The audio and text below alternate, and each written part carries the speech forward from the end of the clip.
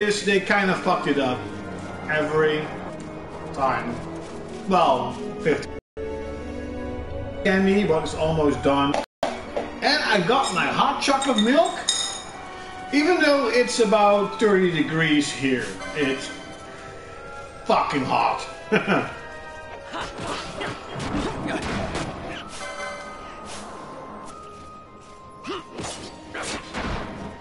I have been grinding a little bit. I actually haven't been playing that much. But the time I have spent is pretty much on grinding. I am now 10 hours exactly into the game, and as you can see, level 17 and level... Well, Fosler isn't an actual character, member of the game, but I'm at the party. It really sucks though that the party consists only of 3 members. 4 works extremely well. Now Fosler is a guest character, and each time you get a guest character, it pretty much increases your attack capabilities. It makes the game a bit easier, especially for grinding. So I definitely suggest, you know, if you get a party member and if you think like, hey, you know, I'm getting a lot of XP, LP points, then just grind a bit. What's up, Helk? What's up, Triforce? Oh, Triforce, I'm actually going to order Yonder today.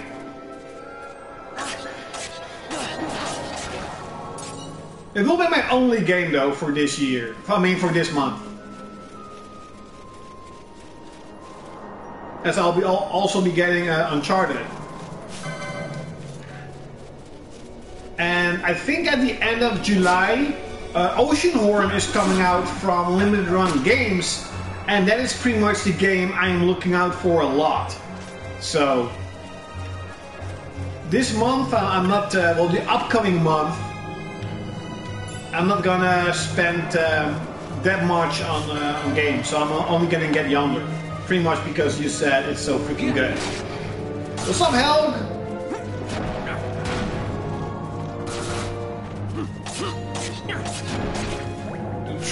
The trial mode, I understand that this is an older game and who cares if you cheat a little bit, but for me this almost feels like a new game. So I don't want to cheat the game. Like with Final Fantasy VII, I'm also playing that game again. You know, all the battles are speeded up. Because I'm like, who gives a shit? I played that game for what, 15 times? But this is a bit more. You know, this is a bit older game, and I never beat this game. I think I was stuck somewhere in the main city of the Empire. If I remember correctly. I mean, this game is big. Look at the fucking map. Oh, there's no combat? But what do you have to do in Yonder? Because the game looks amazing. Especially the cover art. The box art looks beautiful. And I've seen the screenshot you made, and it definitely looks like a really RPG-ish game. But there's no combat. Like, what do you do?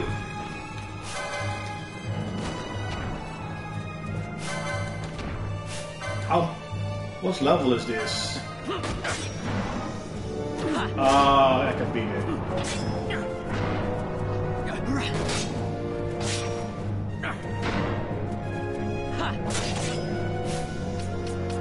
I do all these... I want to see their techniques. Do I even have techniques? Oh yeah. Oh, they're pretty much the same. Okay.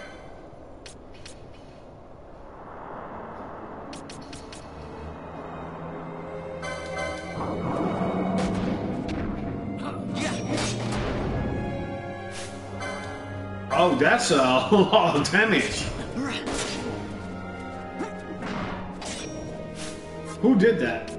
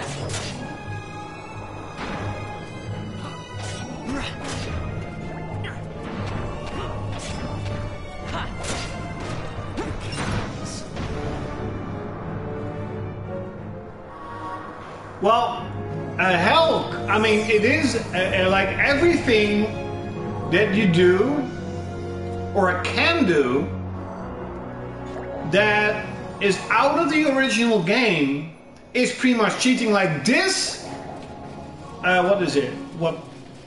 This is cheating. So this is the speed up mode. For me, this is cheating, as this is not how the game should be played. It should be played like this. You know, the battles get faster, you get everything faster, but this is a remaster of an older game. It's not bad if you want to do the cheat mode, you know, the trial mode. It's not bad. Like, if you already played the game, you know, who cares? You can also call it a grinding mode, sure. But at that point, I'm a little bit old school. I just want to, you know, play the game how it should be played. Now, Balfear, can't you also do just first aid?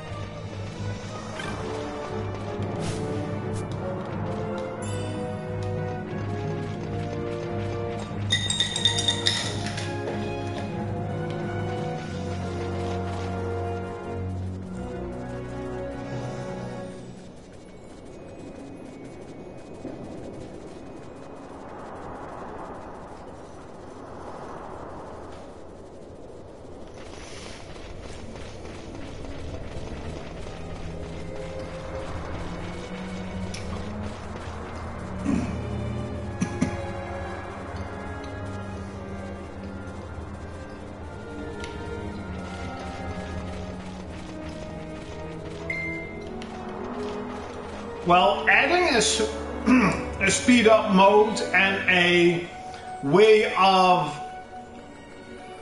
grinding extremely fast is definitely not unfinished. That's just weird.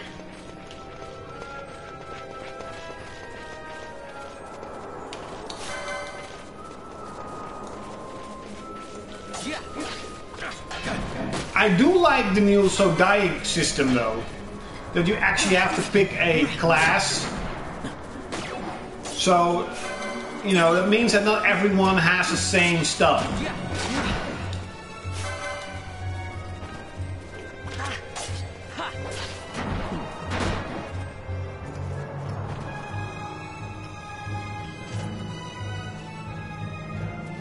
Why the hell did you buy an Xbox One? That is a waste of money. Like, if you really want to play a couple of the Xbox One exclusives, then I even should have waited on the Xbox One X. I mean, in comparison, that is at least a little bit worth your money, since I bet the games are gonna look extremely good on Xbox One X. There is no need at all to buy an original Xbox. Really.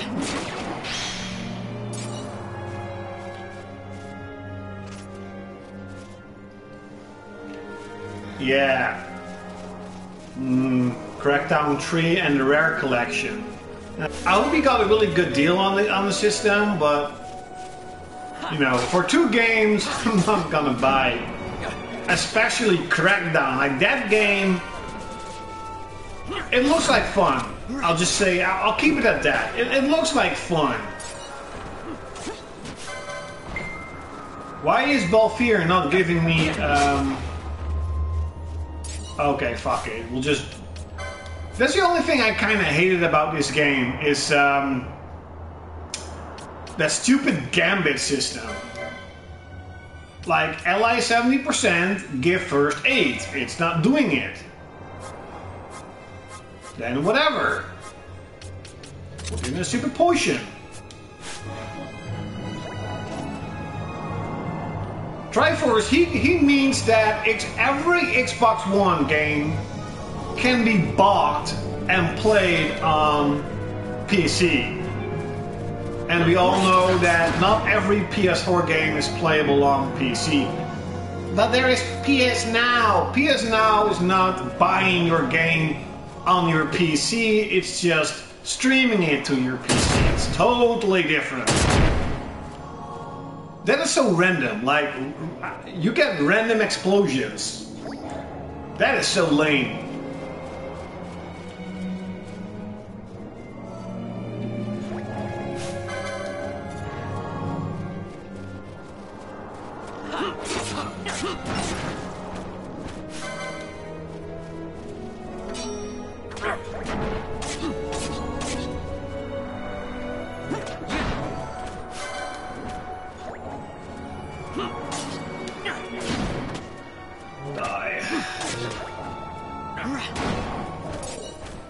Next week, Neo is getting its second DLC pack, and I'm gonna buy that again. Even though I still need to beat the first one. I just want to support it. Sword Art Hollow Realization is also getting its second DLC expansion, but like it's Namco Bandai.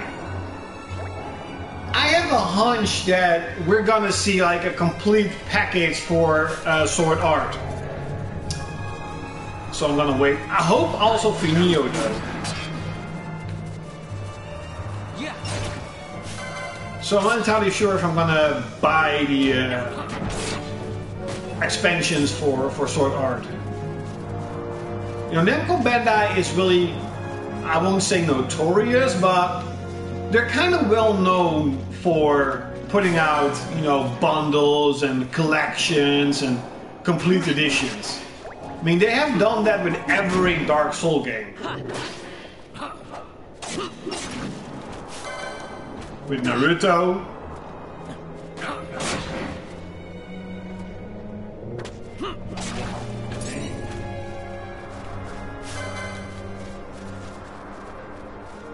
Yeah.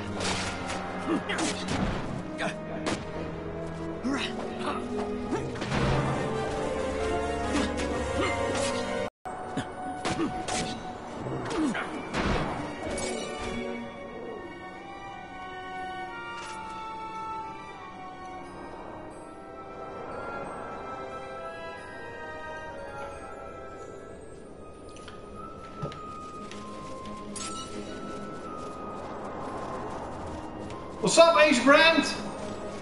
Now that you're here, did you see the prediction of Patcher about the new PlayStation?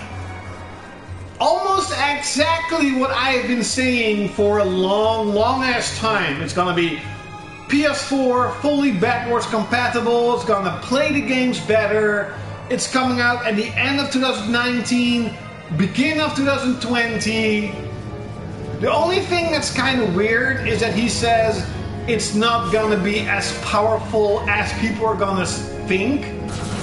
He predicts it's only a little bit better than PS4 Pro. Now that's bullshit. But the whole backwards compatible and playing the PS4 games better, I'm like, yep. I've been saying that for, holy shit, a couple of years now. Yeah, like, Triforce, if you, I don't know if you know it, but Action Verge, I don't know if you know that game, is a super duper awesome, awesome looking, because I've never played it, a super duper awesome looking Metrovania styled game that has, you know, it's already digital, you can buy it, and many people absolutely love the game, and it is getting a super awesome special physical edition by Badland Games. Now, Badland Games is a really good indie publisher because their games are not expensive, but they have a lot of goodies. They have like posters, collection cards, CD soundtracks, and Action Verge is like almost on top of my list. I've been waiting a long ass time for that game to finally come out. They're also gonna release Velocity 2. Is it X2? That's also a really cool game.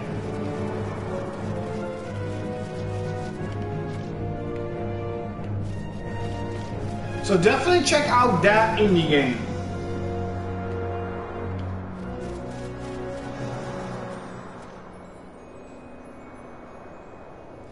Yeah, there are a lot of game announcements, a lot of Japanese game announcements. Didn't they just announce another game? What was it? It was, oh yeah, a new, that is a really interesting one. I'm gonna check it out.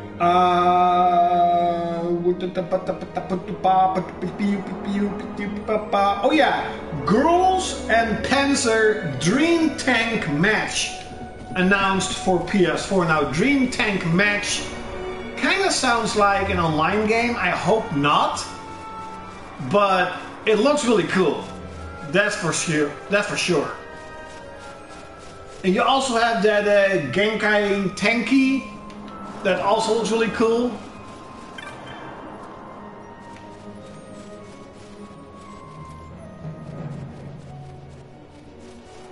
Yes, consoles are pretty much customized PCs and then really closed. It's like an Android. Like you have the PCs as Android and Apple as consoles.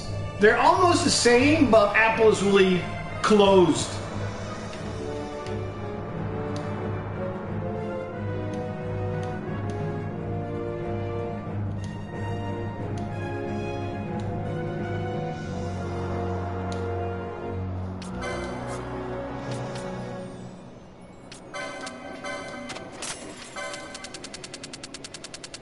Yeah, a lot from Namco Bandai. It really seems that Namco Bandai is doing really good.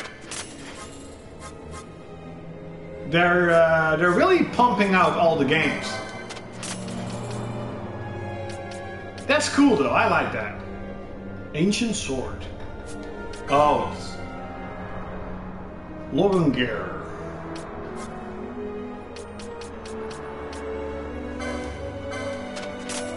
Look how much everything costs. Holy shit. Like, am I doing something wrong?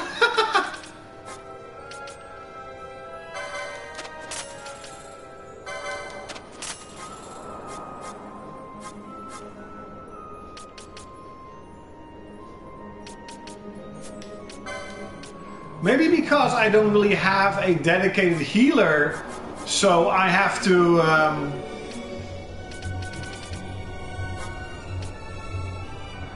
you know, I have to buy all the potions. Maybe that's why it seems that I never have enough money. Or maybe because I'm not doing the hunts. Why is he not giving...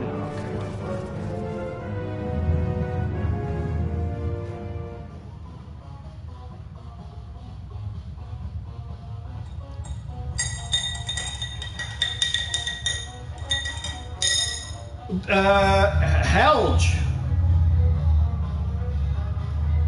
Namco Bandai is actually almost... Wait up.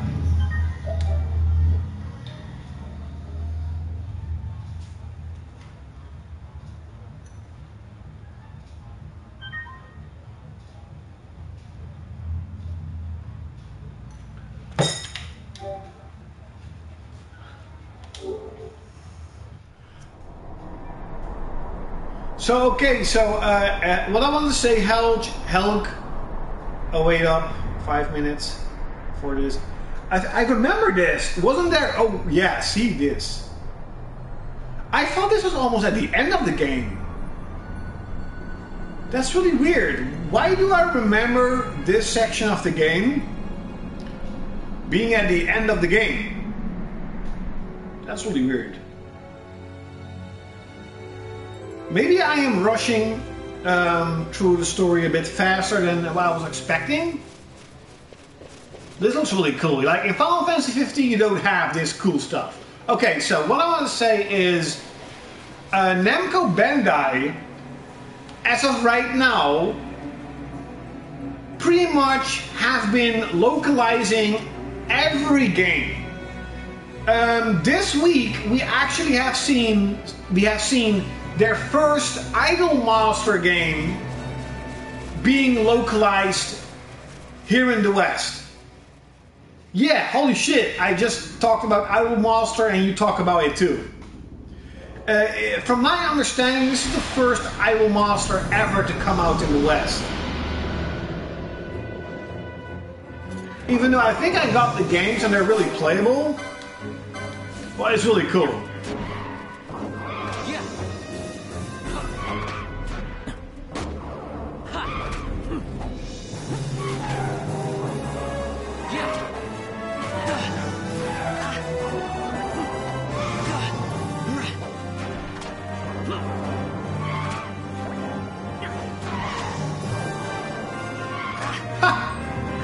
So maybe I'm a bit overpowered since Balthier is pretty much killing everyone on its own.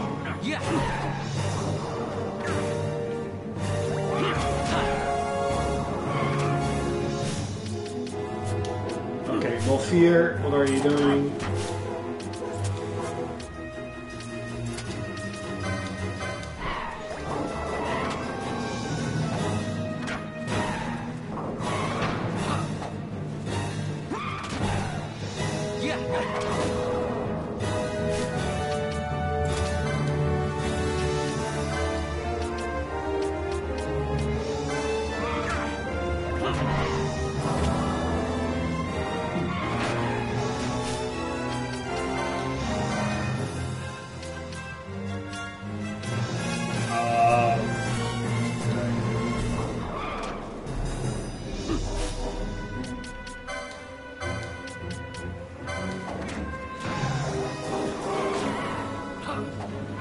If God Eater, well, okay, God Eater does exist, of course.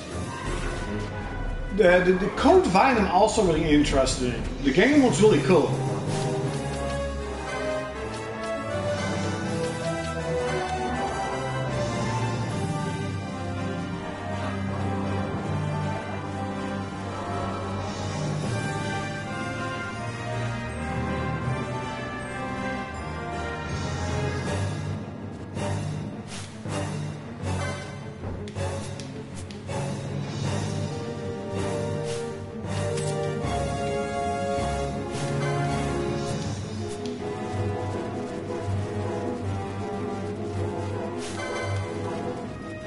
So Balthier basically killed the whole enemy on its own. Okay.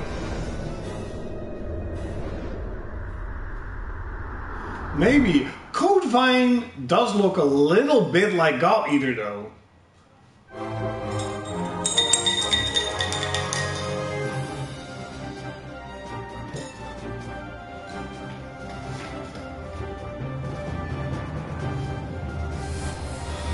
By the way, H-Brand, PS4 is now selling above the PS3. It's selling above 30k every week. Definitely for expecting Dragon Quest XI. Oh my, I can't wait. That is gonna be so cool. It's gonna be funny if Dragon Quest XI actually not only sells better than Final Fantasy 15, but also boosts its hardware more than Final Fantasy 15. That'll be really interesting to watch.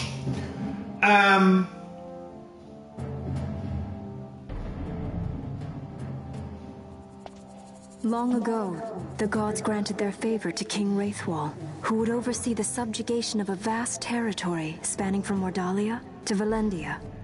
Here he forged the Galtean Alliance. Though he is called the Dynast King, upon establishing the alliance he demonstrated compassion for his people and disdain for needless war. A philosophy passed on to his successors, one that would bring peace and prosperity for hundreds of years to follow. It was during this time of peace that the city-states of Arcadia and Rosaria, each members of Wraithwall's alliance, took root and flourished. Wraithwall left 3 relics signifying descent from the Dynast King. Of these, the Midlight Shard was given to what would become House Nabradia, and the Dusk Shard to my ancestors, the founders of Dalmasca. The last of these relics was the Dawn Shard. It remained hidden here, known only to those of royal blood. As though the Dynast King foresaw the very plight before us now. None save descendants of the king are suffered within. If we attempt to enter without proof of such lineage... There's no guarantee we'll make it out alive. Vicious beasts, fiendish traps, something like that. Mm-hmm. But you must consider the prize. The Dawn Shard lies within, and Wraithwall's treasure. And there was I, thinking this was going to be hard. Okay, so what I want to say is that there is now, like, on NeoGAF and Video Game Shard, there is always someone who leaks the MPD numbers. I don't know why MPD never mentions how much hardware is selling.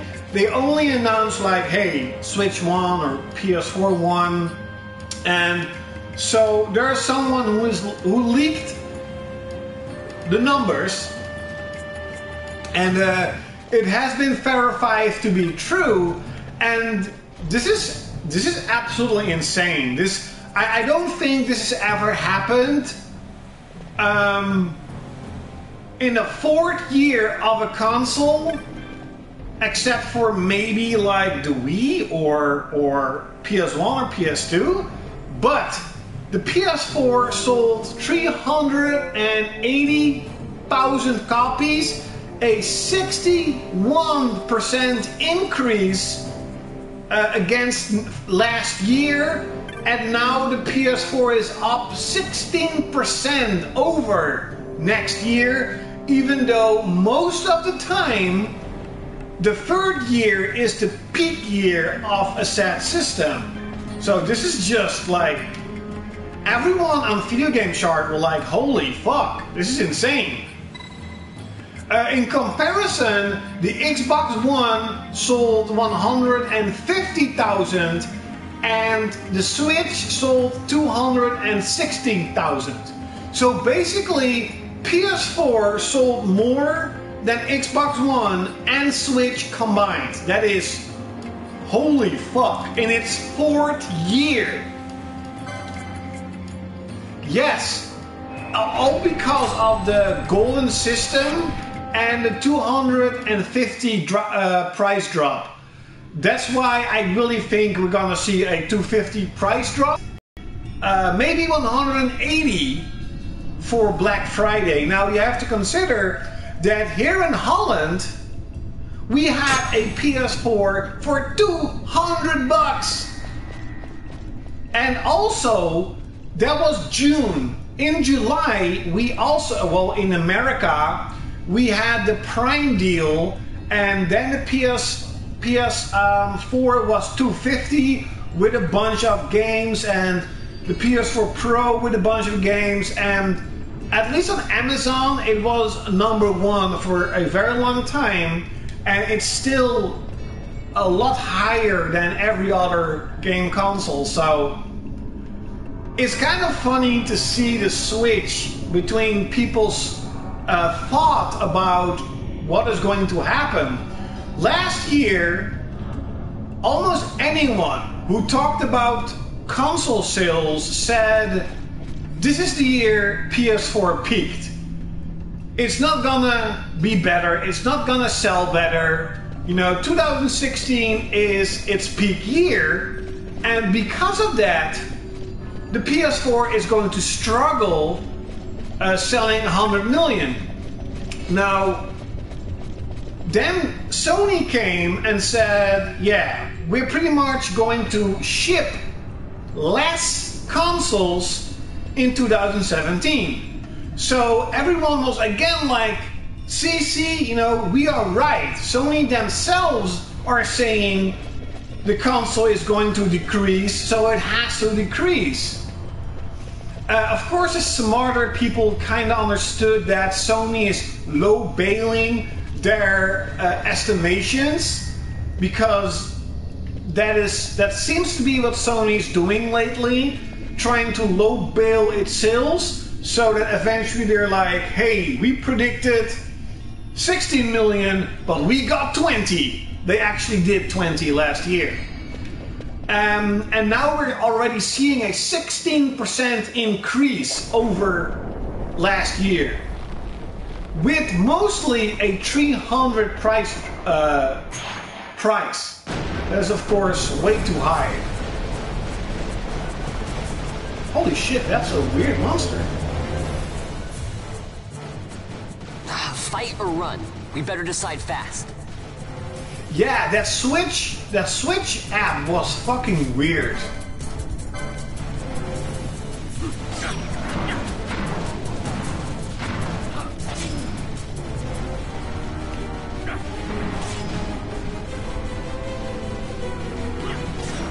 Oh wait.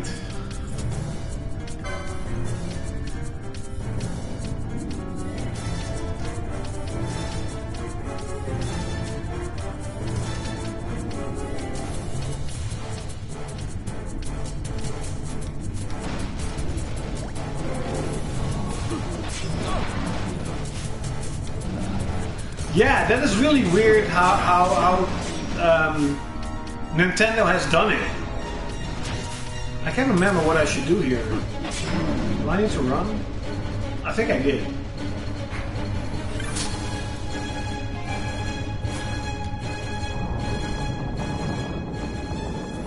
Yeah, Sony is being really conservative. Is that the word?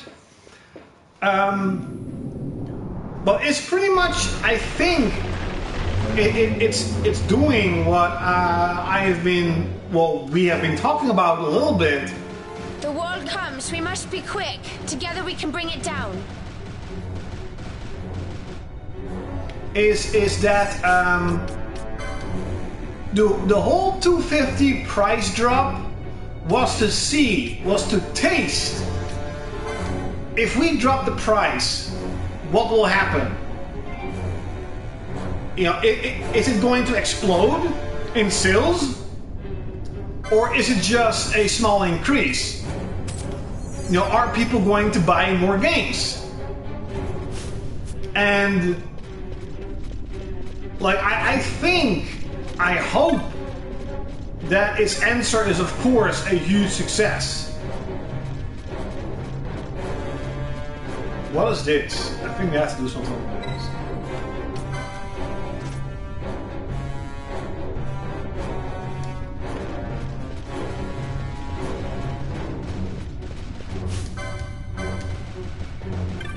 You know, so who knows? Maybe we're gonna see an official price drop.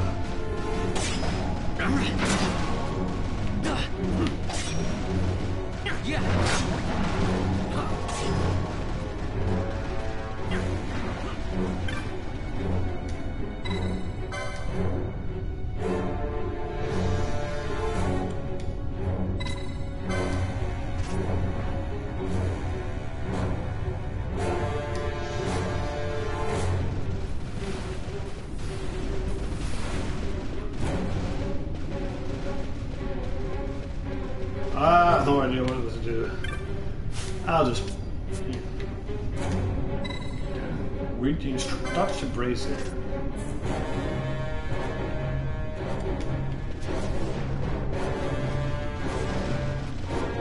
Yeah, that is something. Well, at least I know that here in Europe they're gonna do it. They are definitely going to drop the price when Scorpio comes. They have done it with the Switch, with E3. They've always kind of done it. Oh, they're blind. Ah!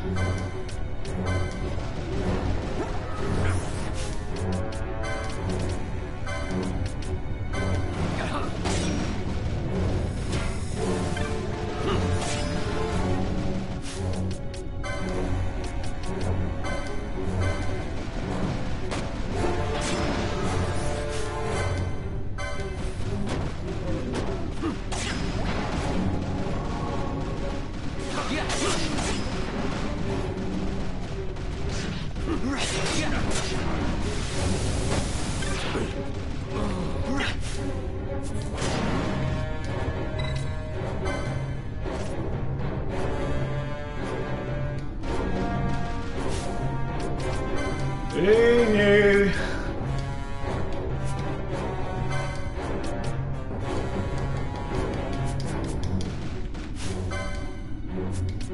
oh, that's how they're... okay. I'm fucked.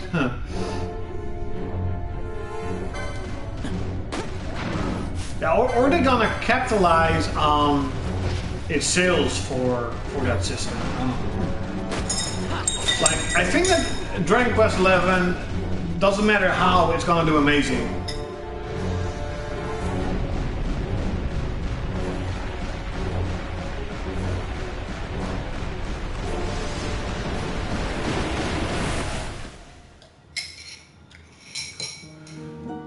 I don't get it. Really? Do I have to do everything over?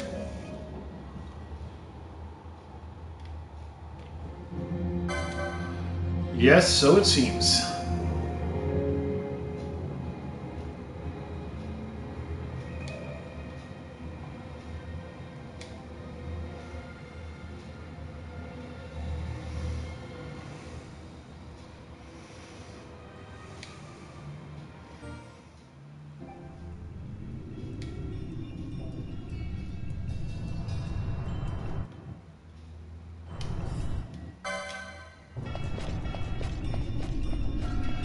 Well, I do think, you know, that we're definitely going to see a price drop this year. If Sony doesn't look at what happened in June and think to themselves like, holy fuck, you know, we could make a shit ton of money by selling our system cheaper, but making the consumers buy our games and our services, it would kind of be weird.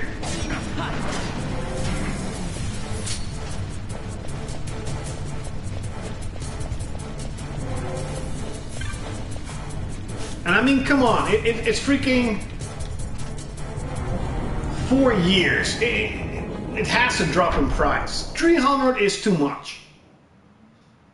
To be honest, 250 is already a little bit on the high side. The wall comes. We must be quick. Together we can bring it down. And yes, Fran is fucking sexy.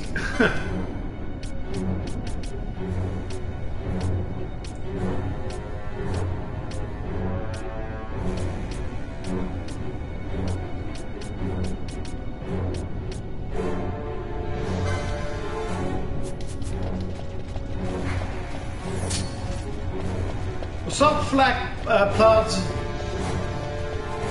Yeah, I mean, you know, the PS3 stayed really expensive because the cell processor was really expensive, but it shouldn't be the case with the PS4. That hardware is really, how do you say it, easier and cheaper to make. So It should be coming down faster.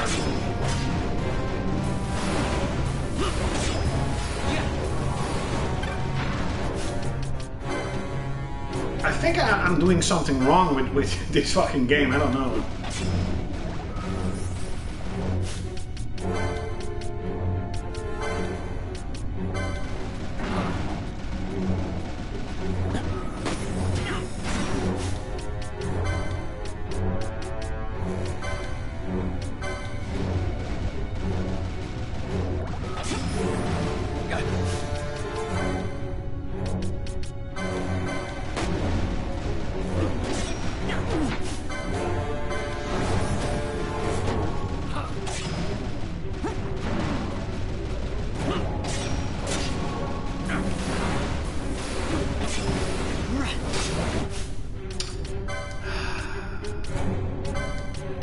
Again, everyone is freaking...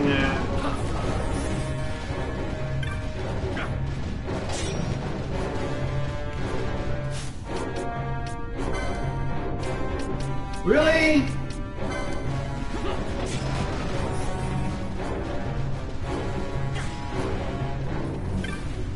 Wait, what?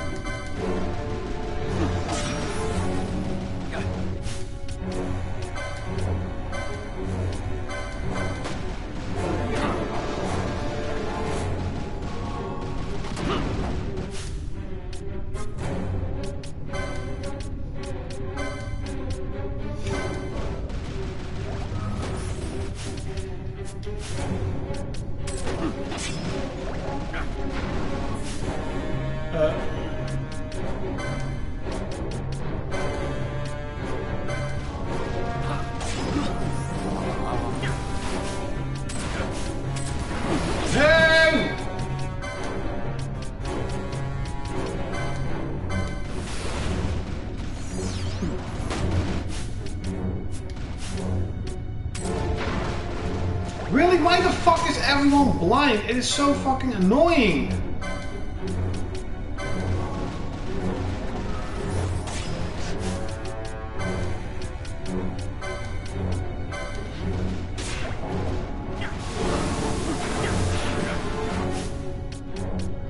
Oh, you're fucking dead.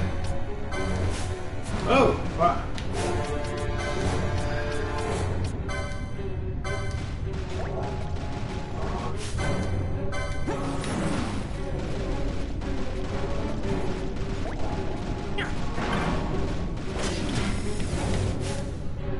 Hey Jim, 1, 2, 3, 4, 4, 8, 8. I'm not entirely sure if you're watching, but no, I'm not gonna go to your party because I'm already in stream and already playing a game.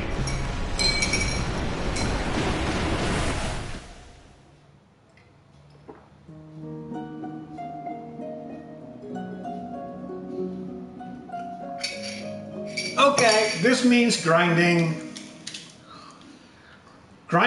and off screen, going to check out how I beat that fucking boss.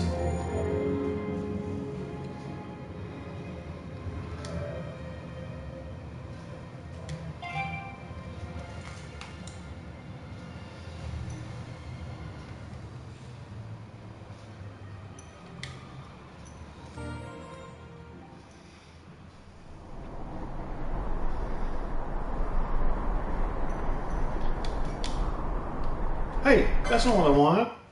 No! Go back. Yes. Wait up, 5 seconds.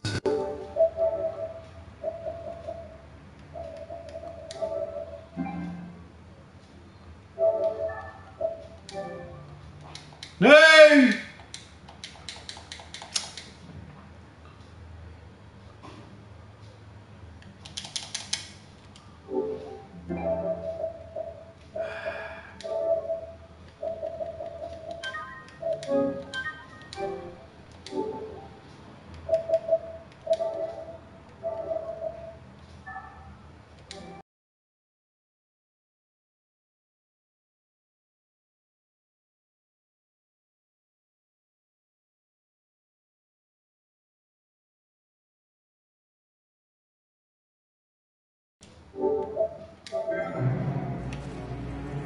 Okay, sorry about that, but I got a little bit annoyed by someone giving me 60,000 invites. If I don't get into your party, it means that I don't want to get into your party.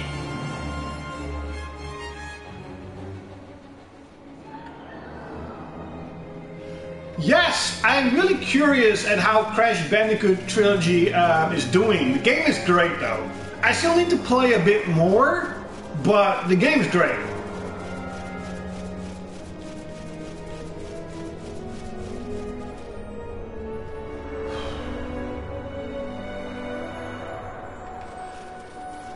Yeah, well, for you, everything seems to be easy if you already maxed out, you know. Well, whatever. But yeah, that moving wall. I just have to grind a little bit better, I guess. Really?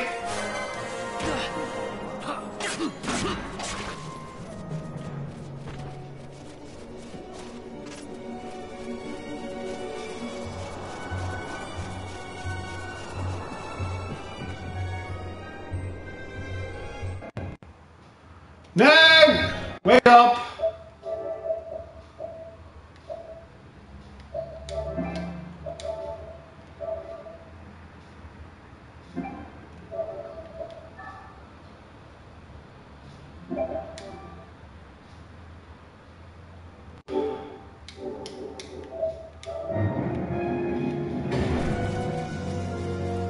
Man, it's so annoying. I don't get it. Why can't people understand that if you don't go into their party that you don't want to talk?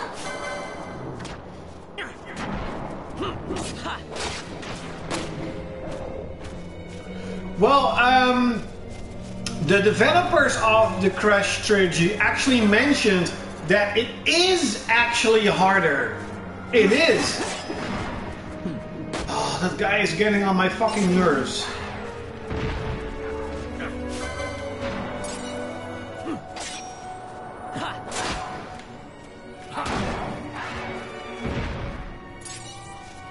Ooh, I got more XP. Oh, there are two more. Oh, those. Yeah. Yes, it's proven. It is actually a bit more difficult. I have no idea why though. Like, Crash Bandicoot should be like a kids game, but it seems that they want to get it even harder.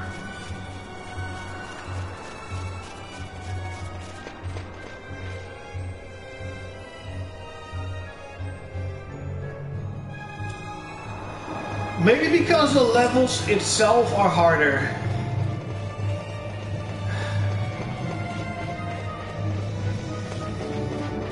So even though you can save between levels, the levels itself are harder.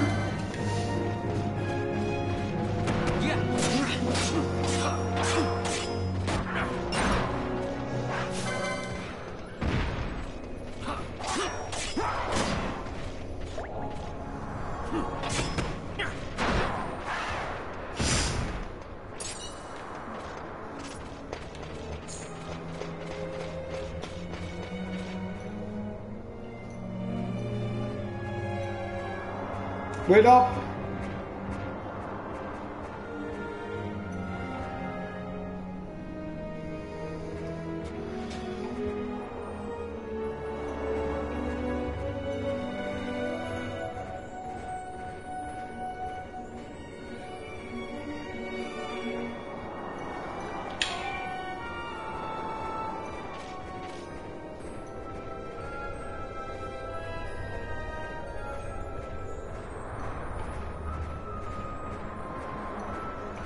So a couple of my friends are actually also playing Final Fantasy XII, and as you know or not know, my best friend, it's her birthday in a couple of days, and she will be getting Final Fantasy XII as a present from me because she only played Final Fantasy 15 and actually thinks that is what Final Fantasy is about. I'm like, no. No. If she likes 12, I'm gonna get her 10. If she likes 10, I'm really going to try and make her play 7. Well, we'll see. We shall see.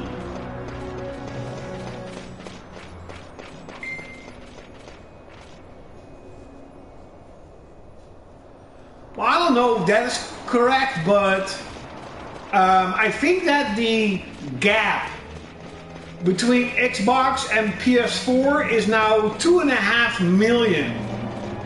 When was it next year? No, yeah, last year Xbox One actually was closing the gap. And some believe that Xbox One, because of the Xbox One Slim, would eventually actually outsell the PS4 because it was selling pretty good for a short period of time. And so there's a lot of discussion about why is the PS4 almost selling better? What's happened? And I think that almost everyone who has a brain agrees that it's all about the games. PS4 has gotten so many games that are rated so high that more and more gamers are, going to buy a PS4 because, they want to play, I don't know, Nier or whatever, Persona, Final Fantasy 12, I don't know. And of course, the cool price drop, the good deals.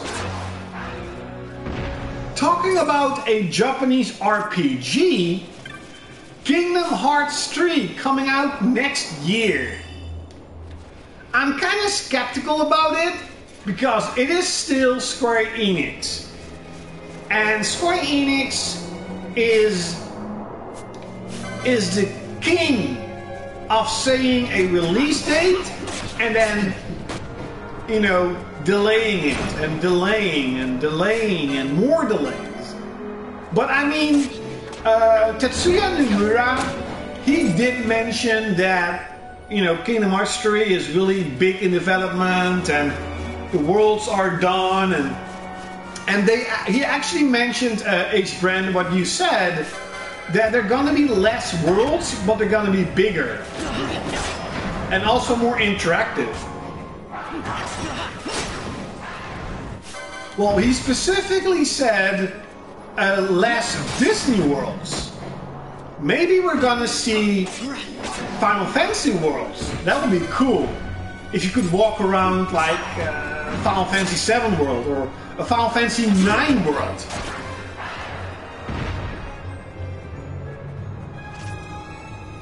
Yes, I mean, when at a Western show a company mentions super Japanese styled games like Persona and Neo and Nier Automata, there's something going on. That there's a change in direction of what is more important. Of course, Western games are still bigger and better, but to make your console sell more is what we have been talking about for such a long time. It needs to have diversity. It needs to have everything, the best of all the worlds. And it seems that the PS4 is the only place to get the good third-party support, first-party support, indie support, physical indie support, and Japanese support. Now, don't get me wrong. I'm not saying that the Switch is not getting good support.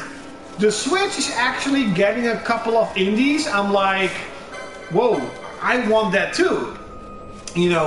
But the Switch, for example, it doesn't have Grand Theft Auto, it doesn't have Red Dead 2, it doesn't have Battlefront, no Assassin's Creed, no Star Wars. It doesn't have the big third-party support. So, even though the Switch is becoming an incredible game system, it does not have the best of all the worlds. It just has the best of what Nintendo pretty much can offer. So, I am not going to say that the PS4 is gonna beat the PS2 or whatever, but I think if Sony, they have to be extremely aggressive, okay? They have to have a PS4 at $150 next year. It could have a chance. It could actually have an incredible small chance at least the PS2 towards it. So I'm talking about 120, 130 million copies. You know, that is almost at PS2 levels. It's unheard of. You know, it would be officially the second best-selling game console of all time if that would happen. Now, again, Sony has to be extremely aggressive, and at the moment they're not doing that. They're not being aggressive. You know, the most aggressive thing they have done is 250 with I think 2 games, and that worked out extremely well. So who knows, maybe they are going to do it eventually, but it is definitely going to be at least 100 million. We don't know when, we don't know if the PS5 already came out or not, but 100 million is a given. And we at least have 3 more solid years of PS4 dedicated development. So just imagine if you already have such an incredible amount of games coming out this year. We already pretty much have a 2017 or 2018, sorry, that is going to be bigger than this year. I mean, if you look at the games coming out, like Shenmue, Kingdom Hearts, God of War, pretty much Days Gone, Shadow of the Colossus, all of the big games, Red Dead Redemption, next year is already bigger than this year. What are we going to see the year after that? And then the last one, the year after that. And we all know it doesn't all of a sudden stop. You know, they will still be producing games in a long amount of time for at least a year. So after this year, we have 3 solid years of game development for PS4.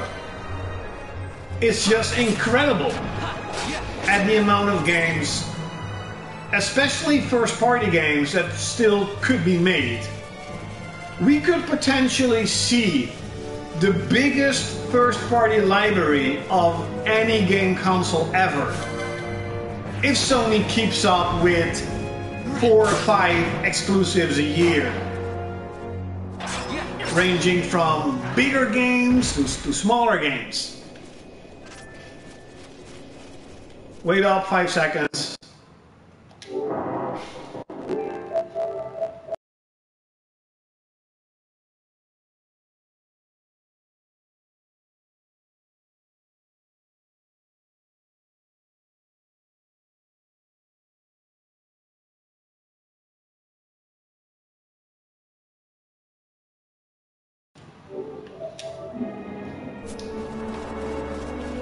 Okay, sorry about that.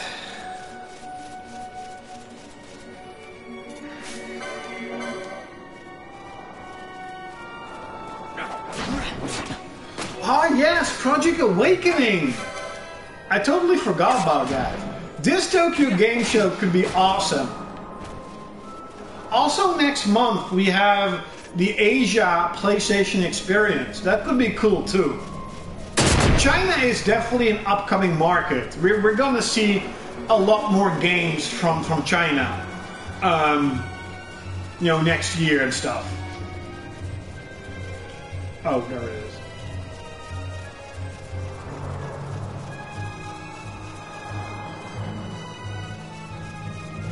The Last of Us 2 Part 2, I don't know. It's coming out 2019. And Sony have already mentioned that the PS5 is a long way from now. And like a year is a long time. If you live 80 years, 1 year is a long time. But in gaming senses, a year is not long. So if we kind of look at it and think, okay, they're slowly working on PS5, but they're waiting for new hardware. Now that is the rumor going on around now, that Xbox, you know, Microsoft and Sony especially, they're waiting for the new chips to come out that is going to make the consoles significantly stronger but remain cheap. Now, I am not a hardware guy. I have no idea what they mean with that. I have no idea what that is, but you know, I have been hearing a little bit about in a couple of years there's like a new chip coming out or whatever. So if we look at that and if we think about, okay, they're waiting for that chip to come out and then they have to build the system around it. Some are already saying like it could be 2021. Oh yeah, the Ryzen, that was it, the Ryzen. So if you look at Ryzen coming out in 2019, they have to create a system, they have to create everything, the whole architecture, whatever. It's gonna take them maybe a year or two. Some are saying, you know, 2021 is the time when they are going to announce the new generation and it's going to be significant stronger than everything we have now. It's gonna play 4K, solid 60 frames. You know, it's gonna be the, you know, the pineapple of console gaming. So maybe that's the reason why Sony built the PS4 Pro, to extend this generation. And to say like, hey, we have a system that is sort of future-proof for the upcoming 3 years. And then a significant stronger system comes out that is going to make, you know, console gamers happy, whatever. But still, you know, being cost efficient. Yeah, the Scorpio was rumored to have Ryzen, but everything pointed out that that was impossible. For the sheer fact that it would have been so expensive, no one would buy an Xbox Scorpio. Like, who buys Xbox Scorpio anyway? The system is $500 and it is still not up for pre-order. So there is something wrong with the development, or I don't know, there's something wrong with the Xbox One X. You cannot pre-order it, even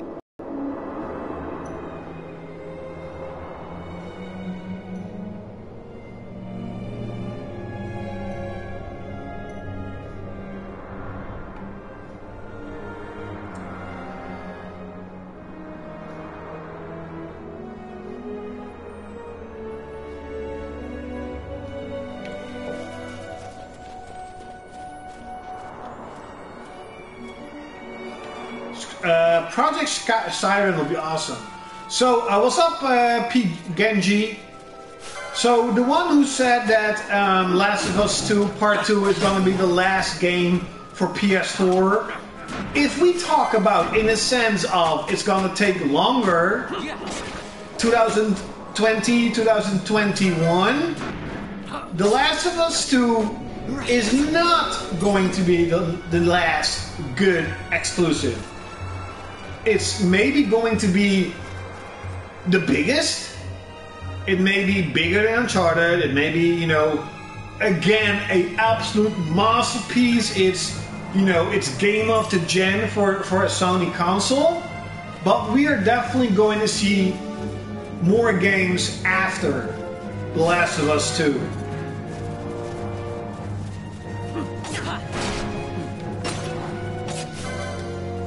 You have to consider that, you know, the team behind Horizon is of course working already on a new game. We still have the game from Sucker Punch, okay? Insomniac, okay, so Spider-Man is releasing next year.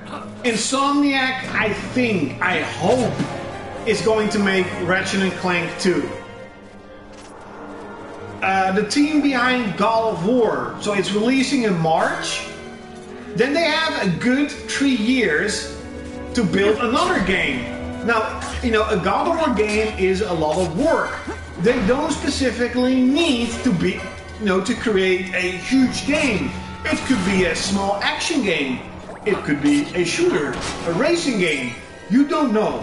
But in 3 years, or at least let's say 2 years, you can create a game.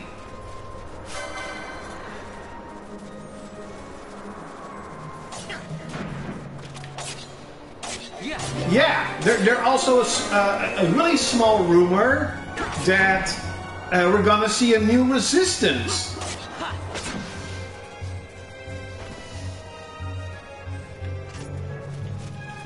I think because of the success of Ratchet & Clank, hopefully for Wipeout, you know, Japan Studios is making more games. And I also think that Sony is going to invest more in third-party partnerships in the way of Bloodborne, where a third party is going to make a game exclusive with Sony for the PS4. So, you know, if you combine all of those aspects, they could potentially, you know, release a lot of games with high quality because they have so many studios working on games.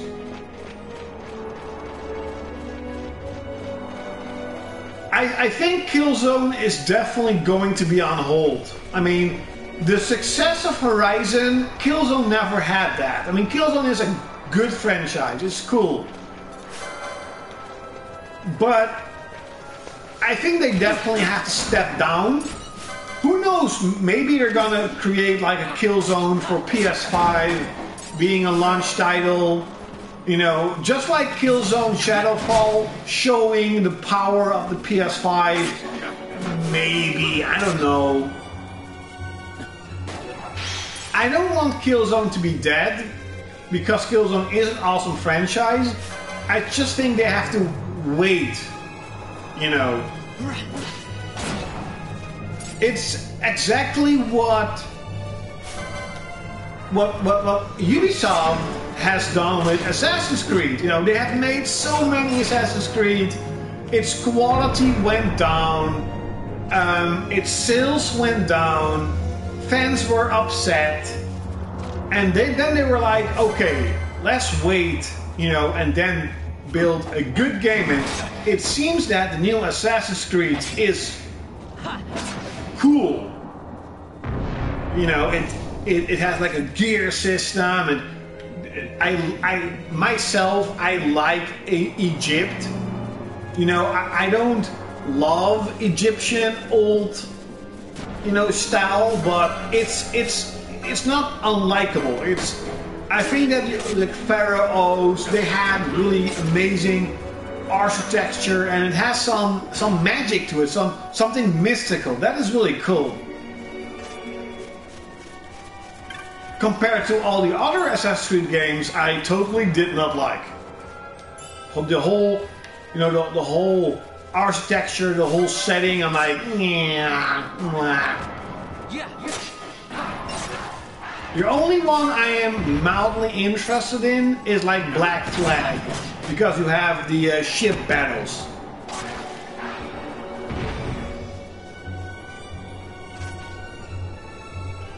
Yeah, so you know, people like Assassin's Origin, some people don't, but I just really hope that Ubisoft at least a good game. You know, that works, it's playable, it's not broken. It has a lot of content. It wants you to keep playing.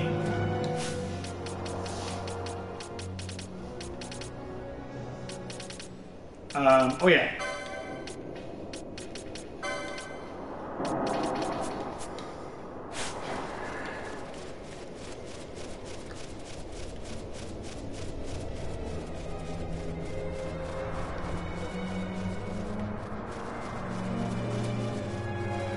Ah, yeah, Prince of Persia. That would be cool too. But isn't Assassin's Creed like a little bit like Prince of Persia?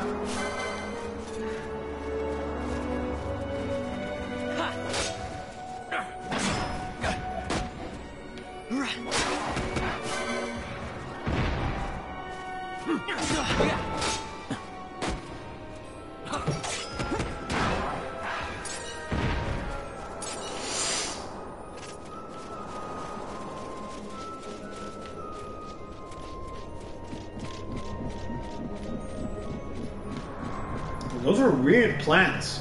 They look like insects. Look, they look like insects.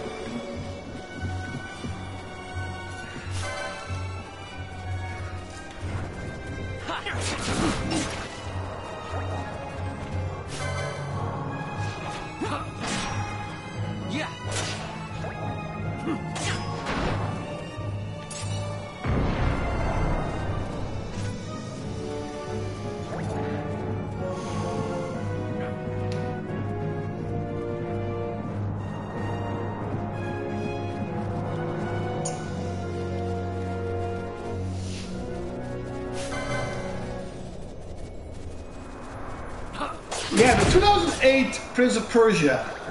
Was that a cel-shaded game? I did play that. It was nice. I'll be honest, like, I don't like the whole gameplay of like Prince of Persia and, you know, Assassin's Creed. I don't know why. I played Assassin's Creed 2 and I just couldn't get into it. And, you know, I have seen so much gameplay from E3, from game shows, trailers. Never did I think to myself like, oh, this looks nice. This looks like fun to play.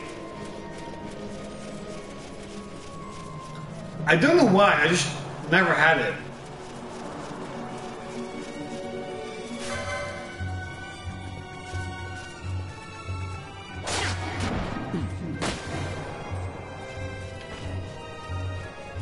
I did like the movie though. I watched Prince of Persia, the movie, a couple of weeks ago. I liked the movie, it was nice. Kinda cliche, but nice.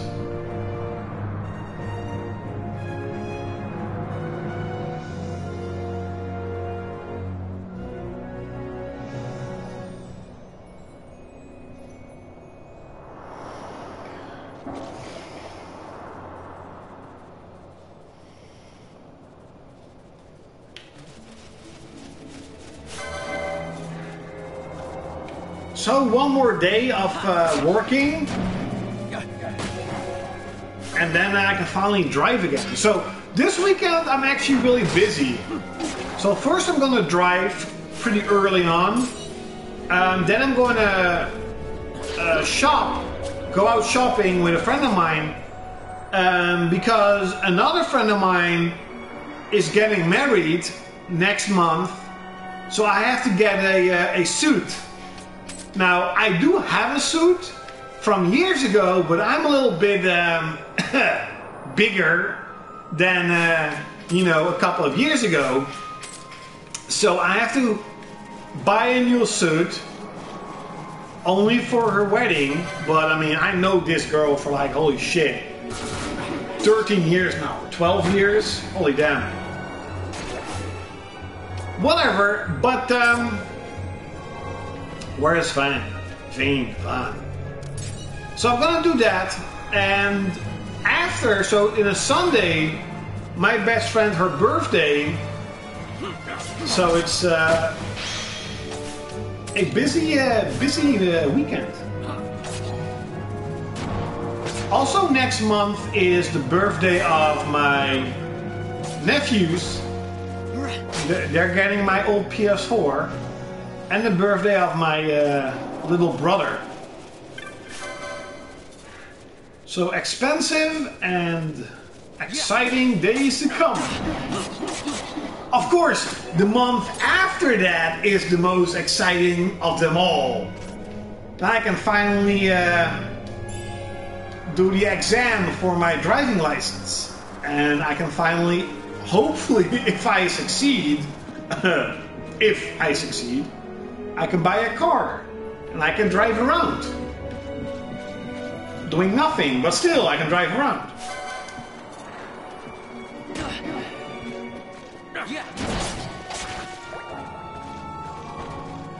Yeah, I have seen that.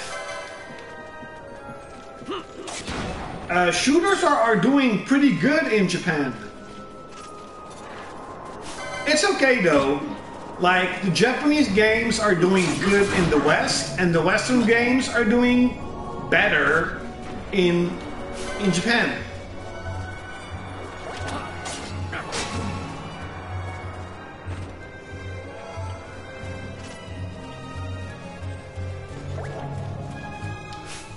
I level 19 or 21. 100? Holy shit!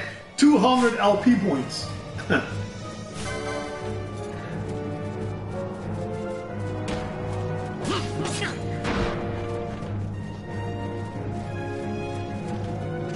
Well, it is basically the sphere grid system. You know.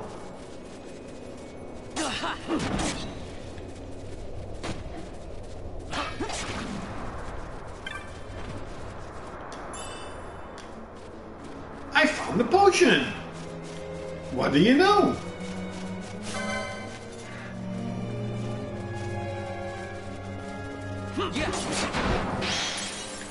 Yeah!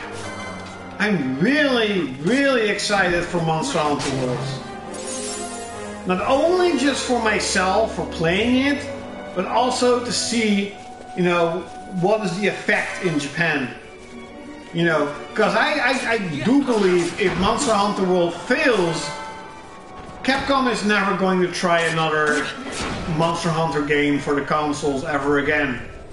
They can at least say, like, hey guys, we tried and you didn't buy it, you know, whatever. But if it succeeds, who knows, maybe we're gonna see a lot more Monster Hunter games on consoles. But, you know, I think with the right marketing, it could be a huge success if, of course, the game is good. Because if eventually the game is bad, then a bad game remains a bad game. If it's a long-running franchise or a new IP, it doesn't matter.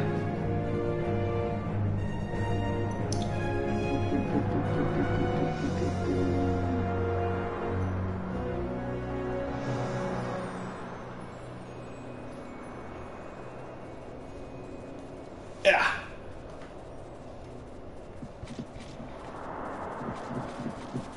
Yeah. You know, Capcom has to show that It is a modern Monster Hunter, but it's still Monster Hunter.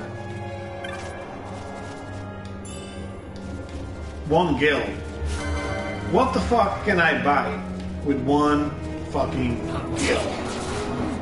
Oh, that's stupid. Oh, the chain is lost. Oh, whatever. New fucks are given.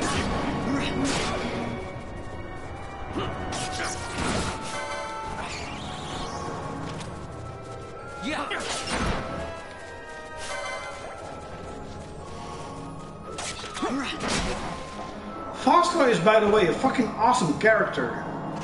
He also has a fucking awesome armor. Why is he not a main character of the game? Like, Bash looks like an idiot. Fosler looks awesome. Bash, idiot. Fosler, awesome.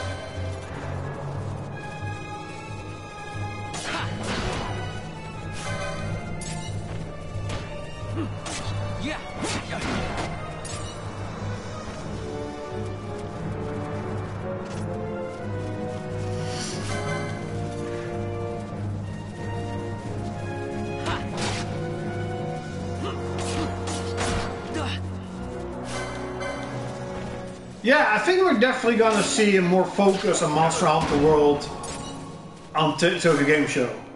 If it's on Sony's show or its own show, we're definitely gonna see stuff. It's gonna be represented really big.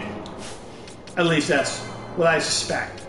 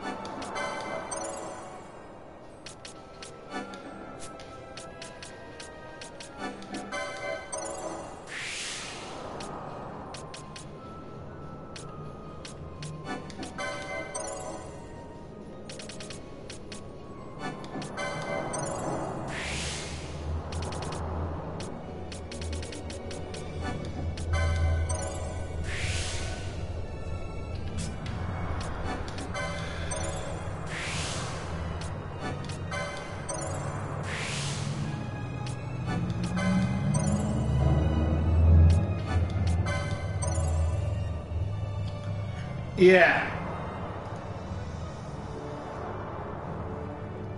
Yeah, Van or Van, whatever, is a really uninteresting character.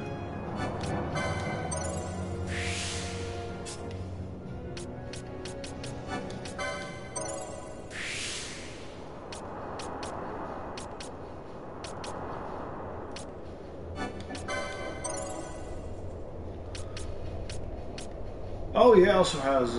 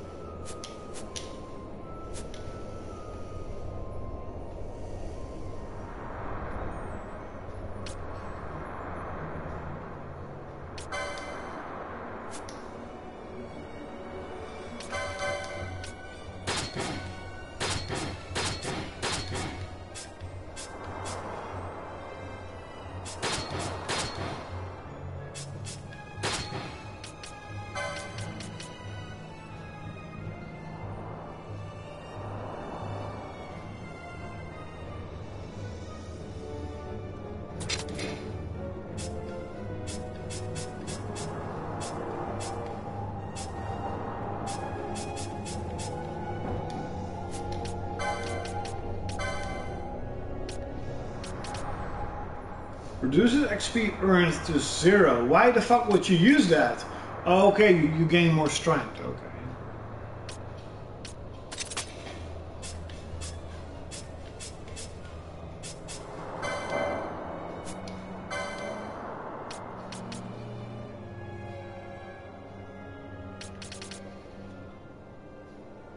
Ooh, doubles XP earned. Hey, hey, hey. Well, that's definitely something I like.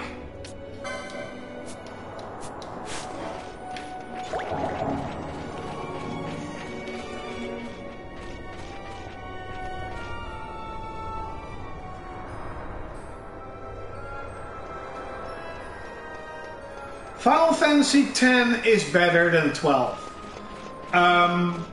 I just liked the whole world of Final Fantasy X a lot better. I also liked the characters a lot better. Like, I was really into the storyline and into the characters and the world of 10. And I just enjoyed 12. Exactly as I am enjoying 12 now. Maybe a bit better, since I know how bad Final Fantasy became after 12. But compared to 10, you know, 12 is definitely the lesser one. Even compared to 10 too. I liked 10 too. Personally, like, I always hear a lot of gamers complain about Final Fantasy X too, and I'm like, I liked it. You know, I wanted to be, I want to experience more in the world of Psvita with the characters I loved of Final Fantasy X. So I absolutely loved it. Especially its battle. I thought that the battle system was a lot better from 10 too. With the whole changing your dress and stuff, changing your outfit. That was really cool. You know, I liked it a lot. Changing the outfit, changing the how it looks, how it plays, the abilities, trying to gain all the outfits. I liked it. Yeah. Final Fantasy X still had that classical Final Fantasy feel, where in Final Fantasy XII they already, you know, tried to make it a bit different, but it was still good. It's still good.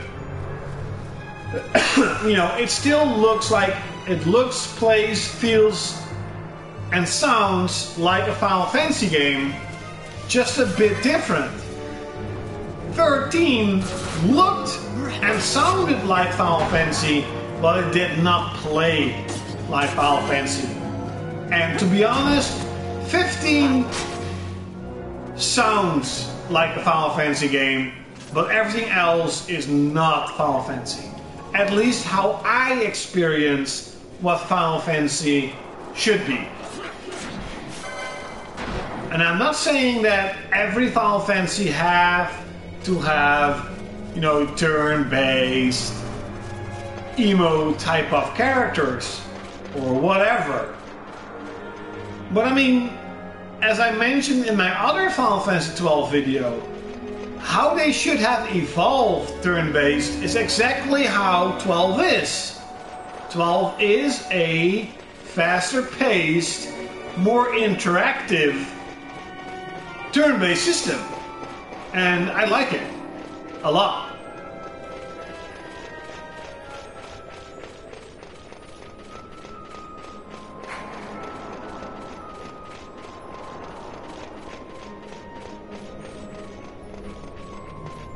Yes, the Final Fantasy X battle system is amazing.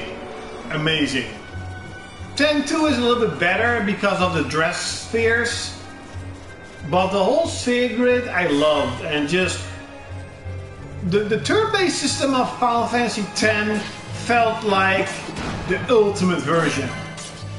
You know, it's fluid, it's fast-paced, it needs strategy, it can be easy, but it can also be hard. I like the characters.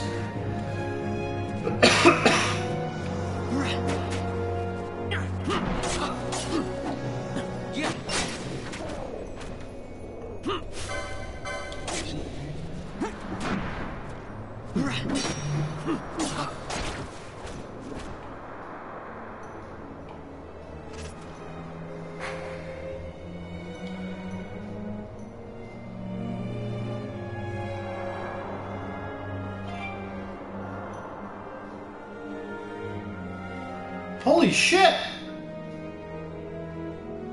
The singer of Linkin Park committed suicide.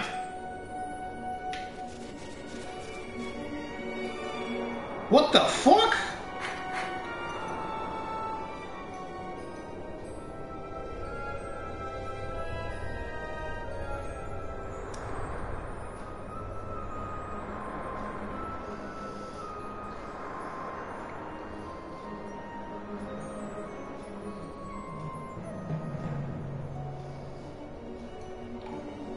That is so fucking weird.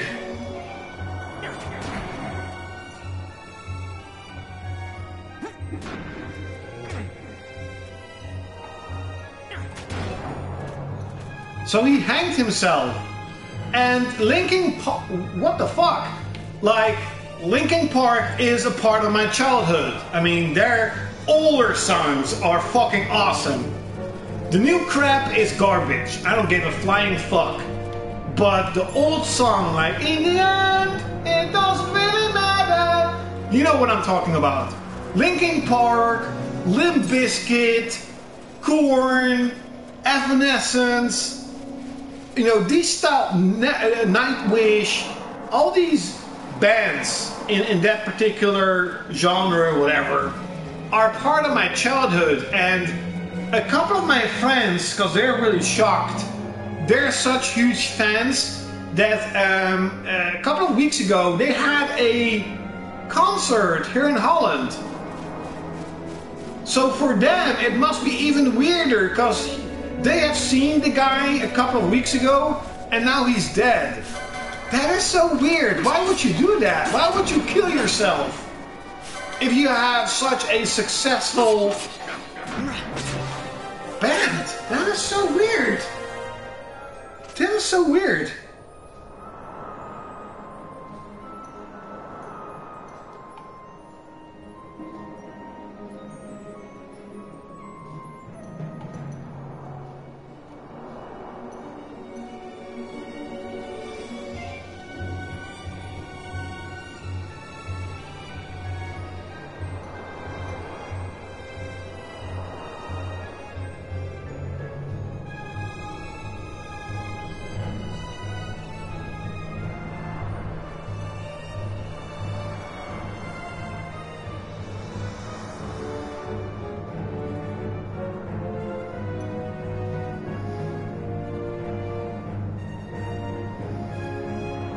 That is so weird.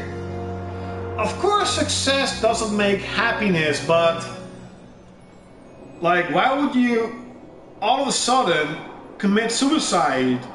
That is really weird. Because yeah, today they announced they brought out a new single and then the guy is killed or commits suicide.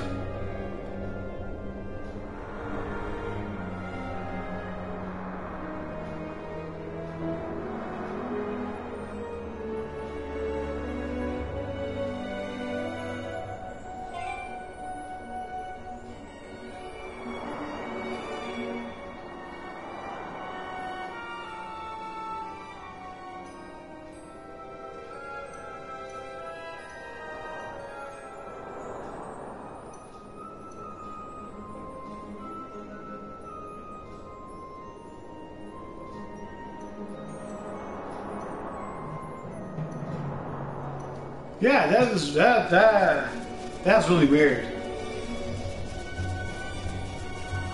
Yes, Splatoon 2. It seems to be a good game. On Metacritic, it has 8.4.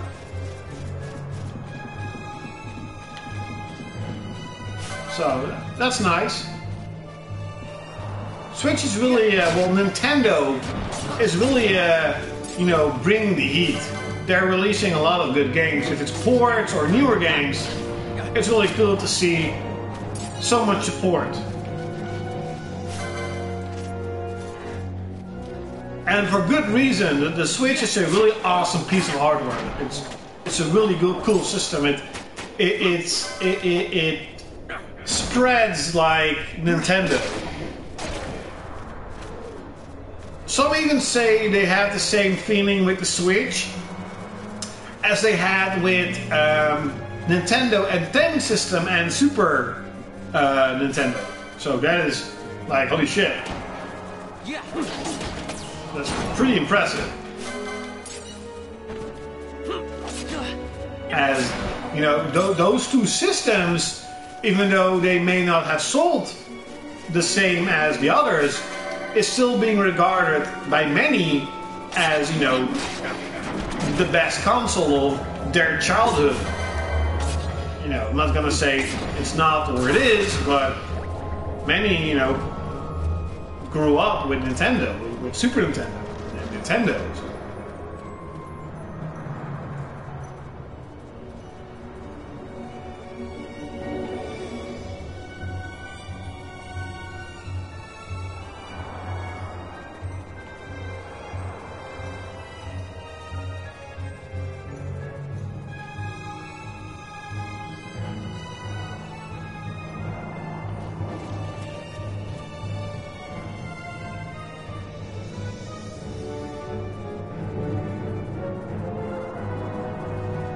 Oh, so the guy from Linkin Park, he had drug and alcohol. Pretty much every rock star has drugs and alcohol abuse. 41 years old. Man, the guy is old. But still, like, why? That's so weird. This has to be like the first celebrity who died who was part of my childhood. Like, I was a fan of, like, Michael Jackson, but he wasn't really a part of my childhood. For example, my mom, when he died, she was like, oh my god, this and that, because it was a part of her childhood, not mine. I just really like his songs.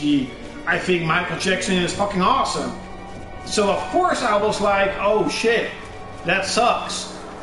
But, I mean, I don't know the guy of Linkin Park personally.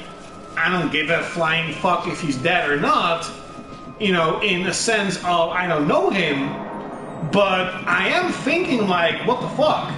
You know, I've listened to his songs. I know Linkin Park for his songs, and he's dead. It's weird. You know, that's the only feeling I have now. Like, whoa, fuck, this is weird. You know, he was a part of my childhood and he's gone.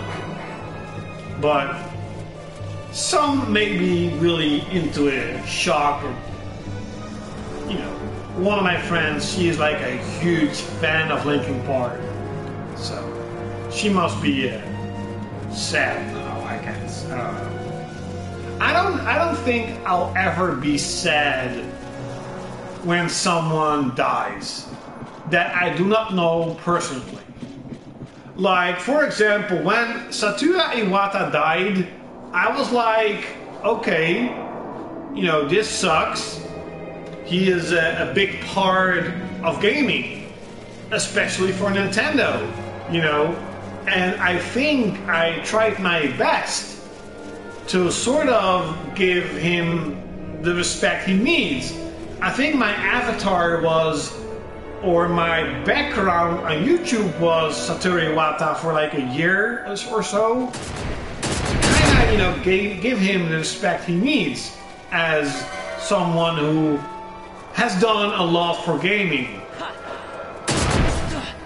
But I wasn't like, oh my god, you know, like sad or anything. Like, even if someone like Ken Kutaragi or whatever dies, I'll be like, okay, that sucks. You know, he's the one who created my biggest hobby. you know, my biggest love. That sucks, but I won't be like, he died. I know many people are. That's why I'm just saying it.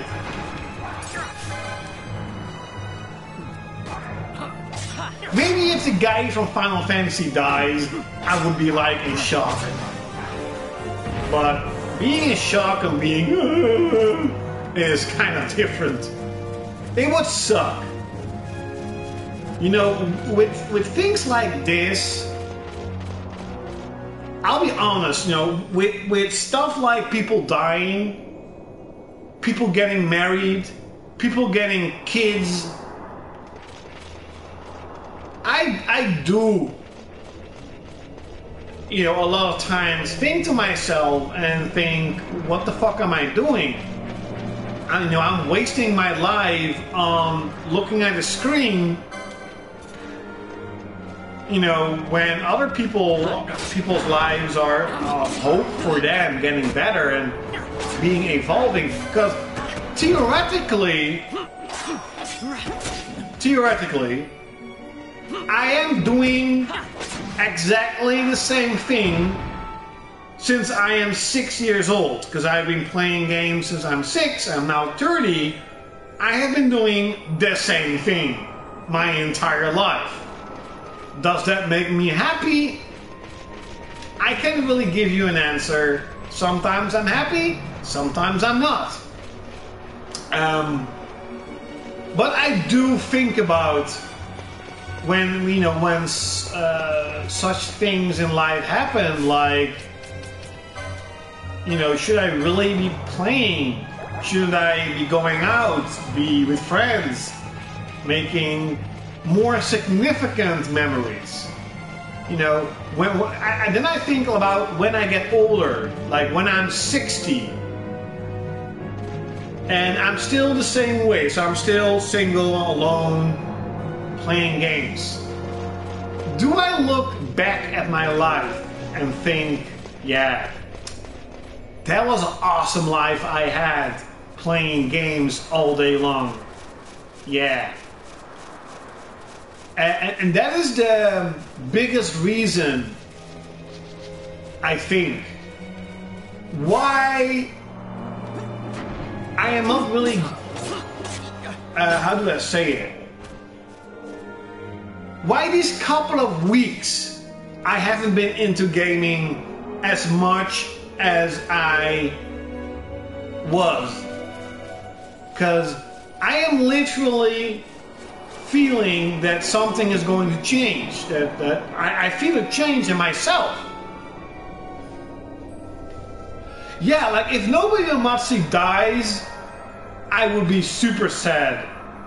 Like, also if Miyamoto dies, I would be like, I won't say he's the godfather of gaming or whatever, but I mean, without Miyamoto, without Nintendo, gaming would have been so much different.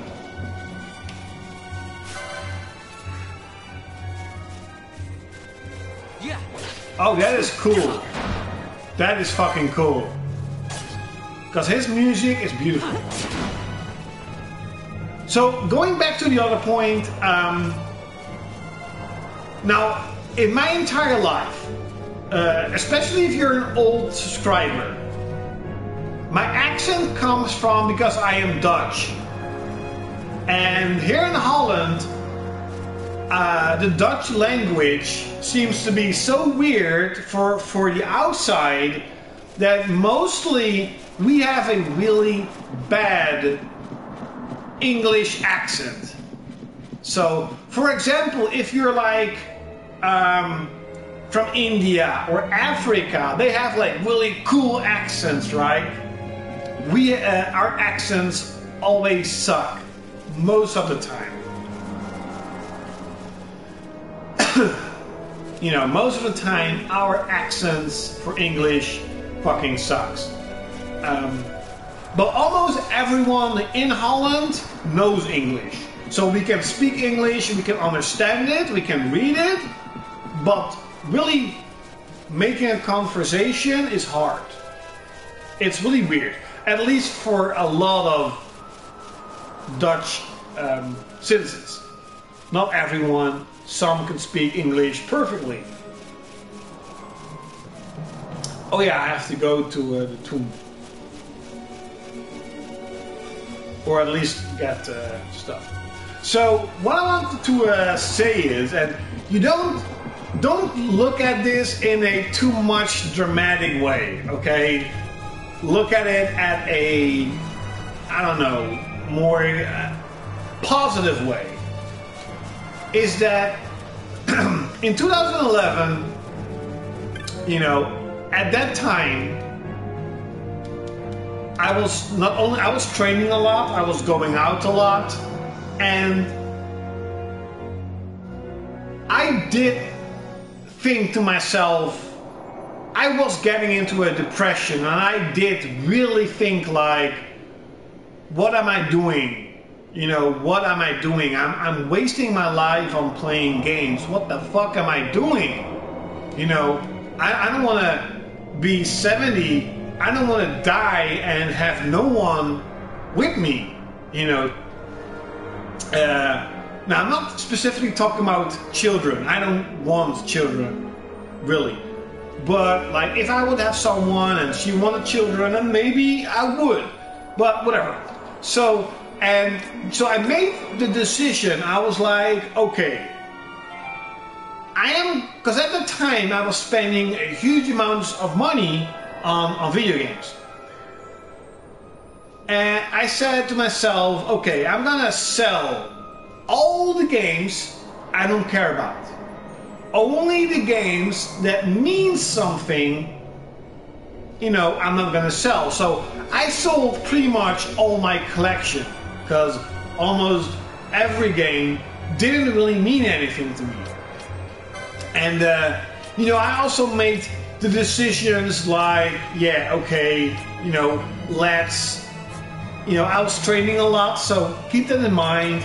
You know, okay, let's use anabolics. You know, let's try to build the dream I have of becoming, you know, not a huge bodybuilder, but just becoming bigger. That's something I struggled always, because originally I'm a really small guy. Like, I weighed like 60 kilograms, and I was a small, tiny, skinny guy. So for me, going into bodybuilding, it was extremely hard for years, because I was skinny. And I have done a lot of stuff to try to, you know, get bigger. So at that point in time, in 2011, I finally started to get bigger. And I was like, you know, it's not getting faster. So I'm like, okay, I'm gonna sell my games, I'm gonna train more, I'm gonna go out more. Okay, whatever, I'm gonna use anabolics, let's see if it works, and it definitely worked. And trying to make something out of my life. Trying to, you know, gain new hobbies, whatever. I tried my best. And it worked. It kind of worked for a couple of years. It really worked. For a couple of months, sorry. Oh, attack power of 40. Wait up. 5 seconds.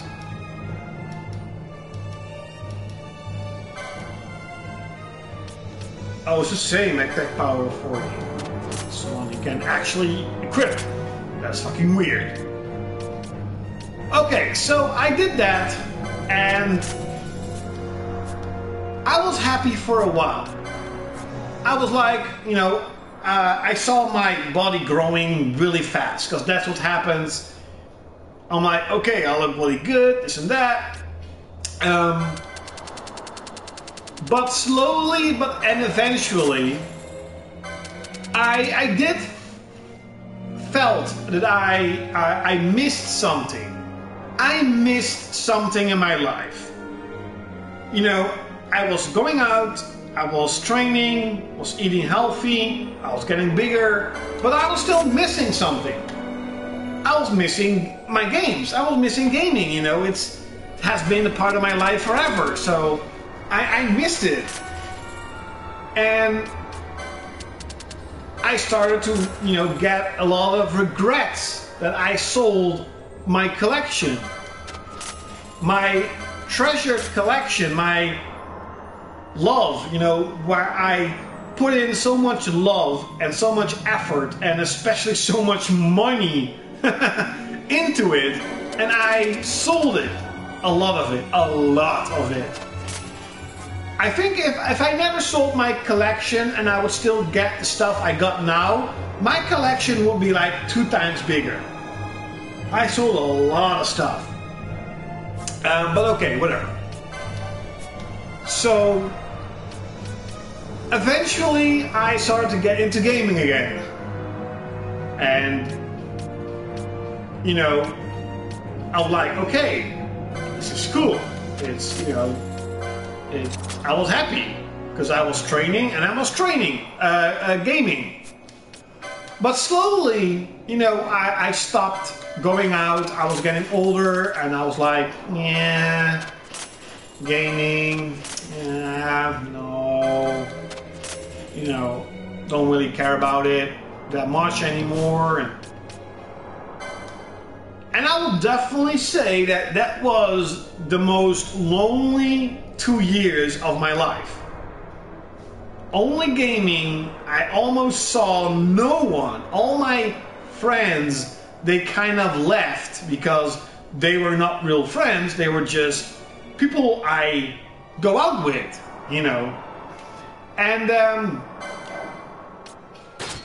so when I talk about that time, I always say that I how do you say it? I forced myself to not play games anymore. I forced myself to think like, let's do something different. Let's, do something with my life than just play games. No, I actually do not earn that much from views. I don't. I really don't. It's a couple of dollars each month. I don't care. I've never done it for the money, but no, you literally need thousands of views each day to really earn something good. So no, I earn money from work, and this is also a life lesson for all of you. Try to always, if you're younger, try to save up a lot of money so that eventually you can buy a nice house that's not expensive, pay your mortgage a large portion of it, so that that nice house you got expensive, not expensive, got even more less expensive. So eventually you have a lot of money over each month that most people don't have. I pay $300, 300 euros for this house. That's it, 300 euros. And I earn, a lot more than that. So that's why I can, afford expensive stuff pretty easy, because I save up. I save up a lot of money because I don't know what I should do with it. But okay, so that is all. So in 2011 was really forced. Like, I forced myself to try and get rid of games, or at least slow down with games. Not get rid of them. I'll never be able to get rid of gaming. It's just part of my life. But slow down with them.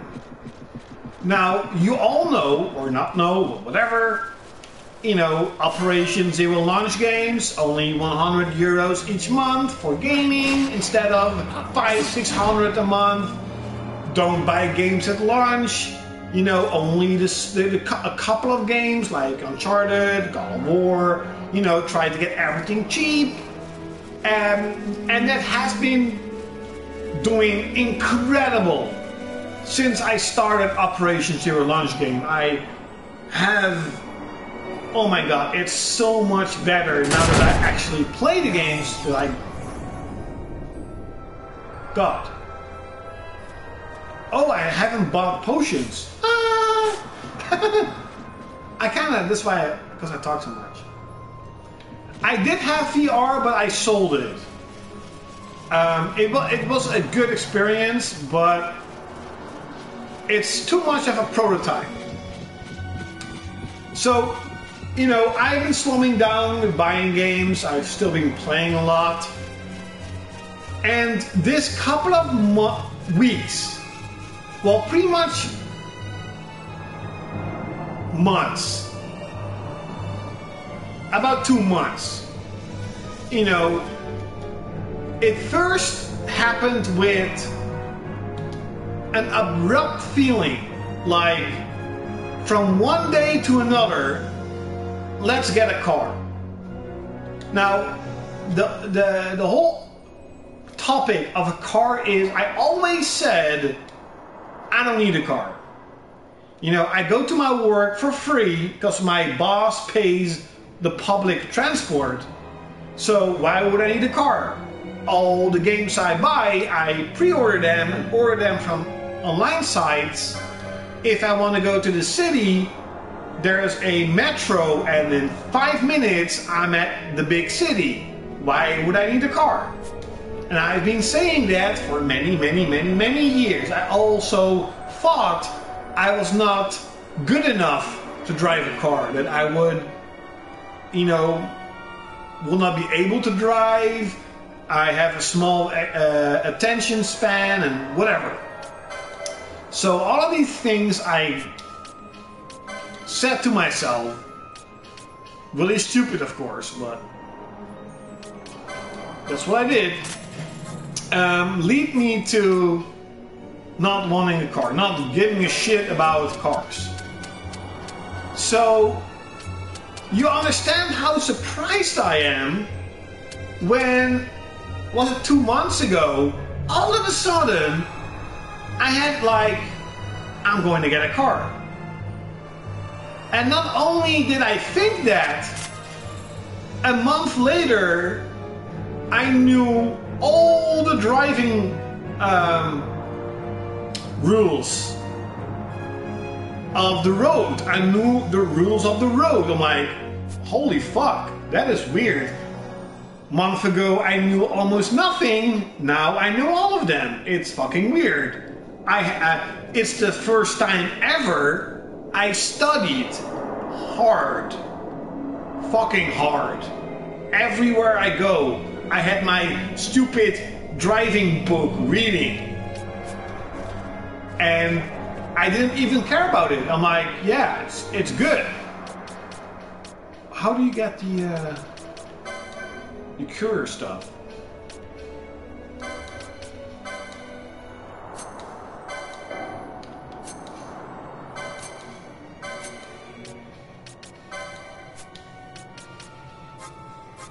Oh, courier is only for Fran and all the characters I don't have in my party.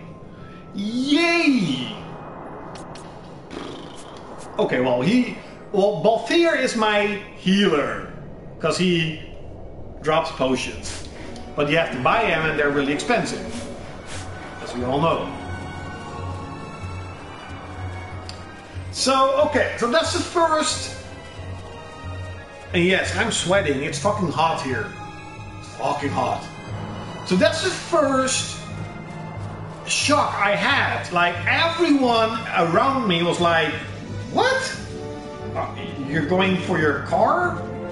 And I actually told no one besides my mom and my best friend and another best friend, pretty much.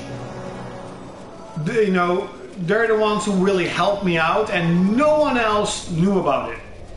Up until I got my papers, you know, for the written exam. And then I pretty much told everyone like, hey, you know, I'm taking driving lessons and going to get my car, and like everyone was really surprised, like, what? You never wanted a car, why now? That's the number one question, why now? Why is he gone? Where's Dolph here? Oh, he's there. And I don't have an answer. I seriously don't have an answer. The only thing I say is I have a feeling I want a car. You know, I want to drive around. I want to be independent, I guess. It's time. That's kind of what I feel like. It's time to get a car. And now that I am driving, you know, I have done 7 lessons, so 6 times 2 hours, 1 time 4 hours. So that's quite a lot of hours already. I am like, fuck, I should have done this years ago. I like driving a lot. I don't know why. I really like it.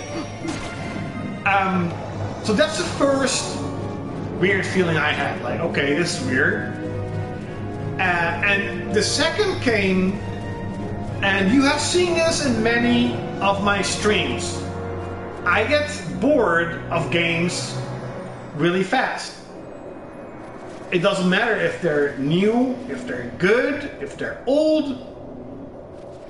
I play a half an hour, and you're like, oh, I'm just getting bored.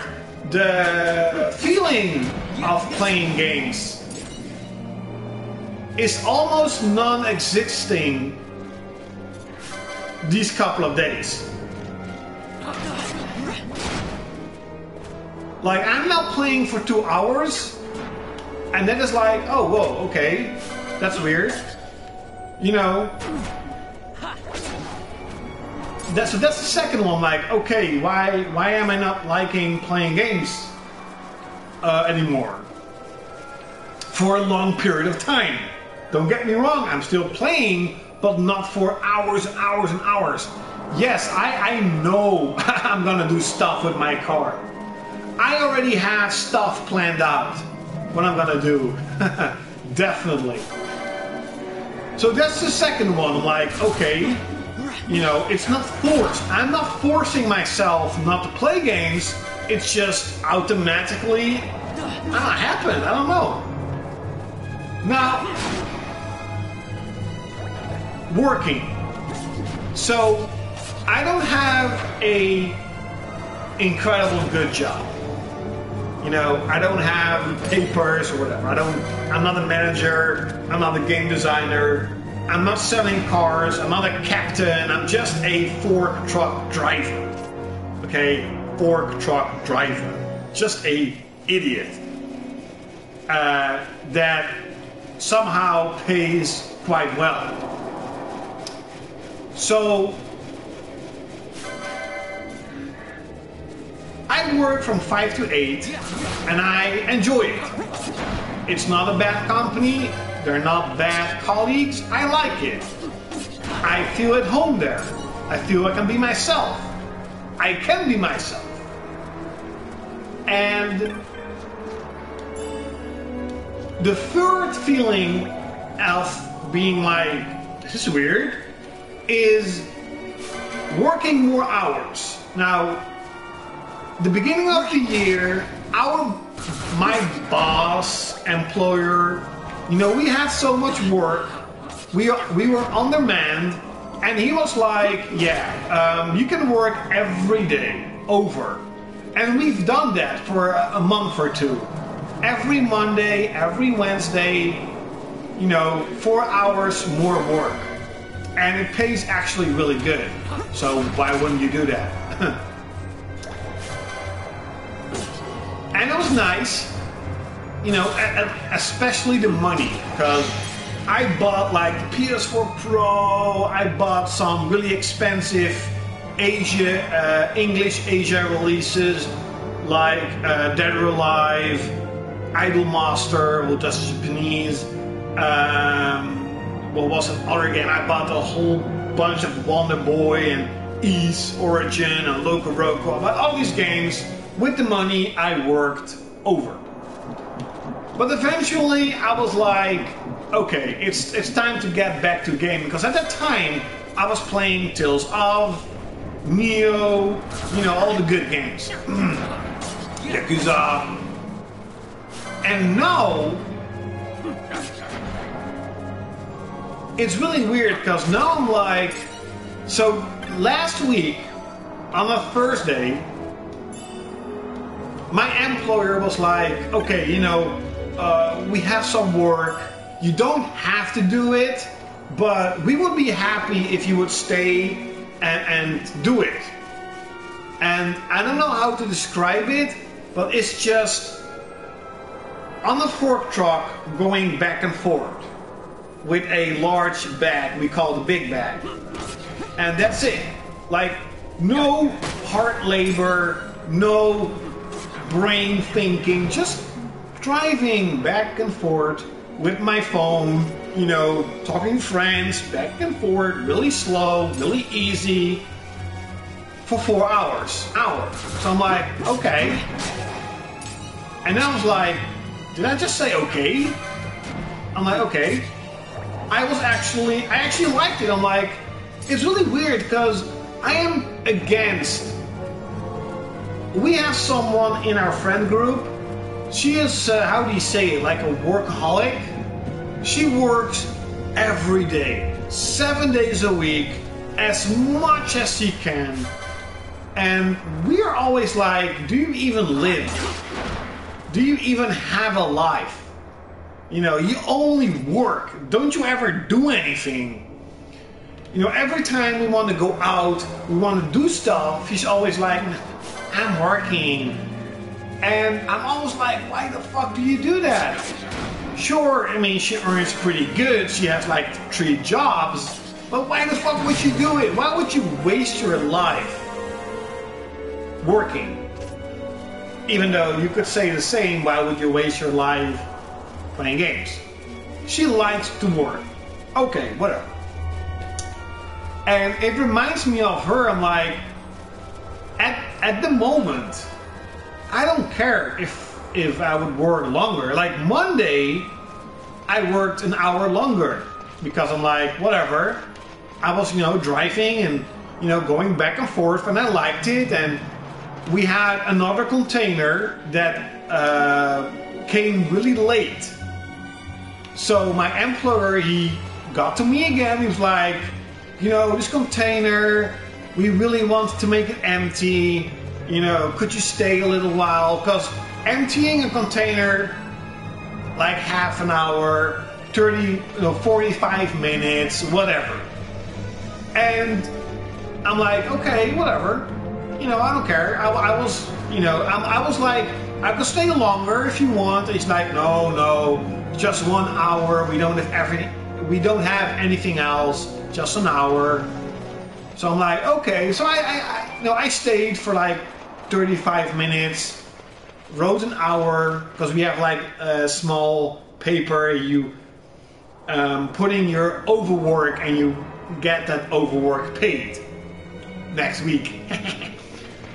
And I'm like, that is weird, because I'm always so against working longer, and now I'm like, okay, whatever, just, I think about, hell, now we're talking about cars, I'm thinking about getting a car, a really cheap, old car, for at least the first year. So I can familiarize myself with driving and hopefully get good, you know, get acceptable at driving.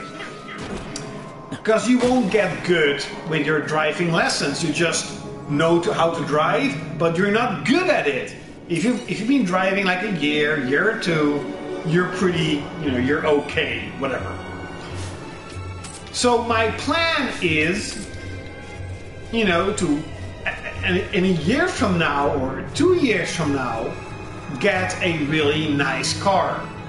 Now, a nice car doesn't mean a super expensive Lamborghini, just a nice car, a nice looking modern car. So every time I hear like, do you want to work over? I'm like, ching, that is for my car. So it's really weird because all of these feelings, they're not forced like in 2011. I'm not forcing myself to do it. It just spontaneously, I feel this way. And one part of me says, XL-klaudkil, this is bad. You know, if you keep this up, then you'll not even like gaming anymore and you don't have anything else. Because that is definitely something I'm gonna say. Like in the weekends, if I don't have anything to do, I am bored shitless. These couple of weeks, my weekends have been fucking boring. Holy fuck. My vacation this year, even though playing Persona was nice, it is the most boring vacation I have ever had. The amount of times I went to bed extremely early because I was bored is like, oh my god. It got to a point where you get depressed, like, oh fuck. You know, I don't want to stay at home, but I don't have anything else, and I didn't want to play the games, especially the last week. I almost played nothing. I'm like, fuck. So, one part of me is really afraid of not liking games anymore, even though I know that will never happen. But the other part of me says, yeah, it's time. It's time to go out into the world. You know, maybe try to go out again, because I haven't been going out for, holy damn, like 2 years now. You know, maybe regularly go out more. You know, hook up with friends you haven't seen for a very long time. And that is where the car comes in place. I can easily drive to people than going to a public transport, because I am getting sick and fucking tired of waiting on the tram, train, bus, subway, waiting, being with a bunch of stupid fucking people. Stinking people, sweaty people, noisy people, loud people. I'm sick and fucking tired of it. And it's also one of the feelings like I never cared about being in public transport, and now I'm slowly like, fuck that shit. I'm getting sick of it. So I don't want to step into a train and wait for 2 hours to see my friend. I would rather spend 2 hours in my fucking car with the music I like, with a friend I like, you know, next to me, just a friend, whatever, and have a conversation, have some fun, doing a road trip, than being on the fucking transport. Also, at least here in Holland, trams are always in construction. Like, then they ride on time, then they don't. Then they're broken. You have to wait 20 fucking minutes. Like, it is annoying. It's getting more... When I'm getting older, it's getting more annoying. So yeah, that's why I'm really heavily into, you know, getting my car. I think I'll definitely be out of house a lot more, because it's easier. You step in your car and ta-da! You know, you're already on its way, and it's a plus that I actually like driving.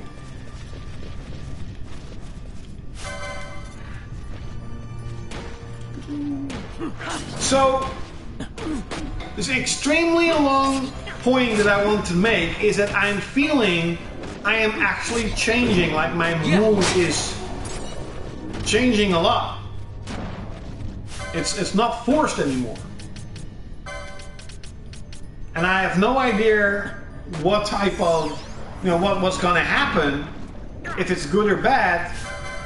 But I think it definitely is something I need.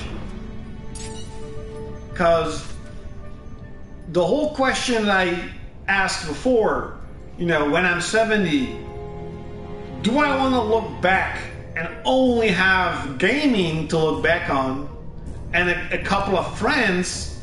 Then the answer is no. I don't want that.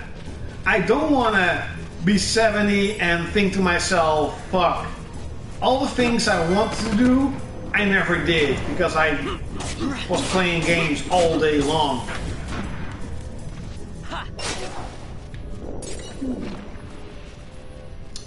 Oh, you definitely get more XP. Oh, I'm 21 again already. That's a lot better. Yeah.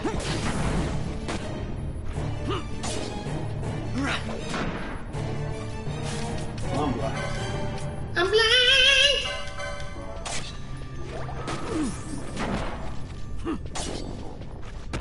It cannot end us. Yeah.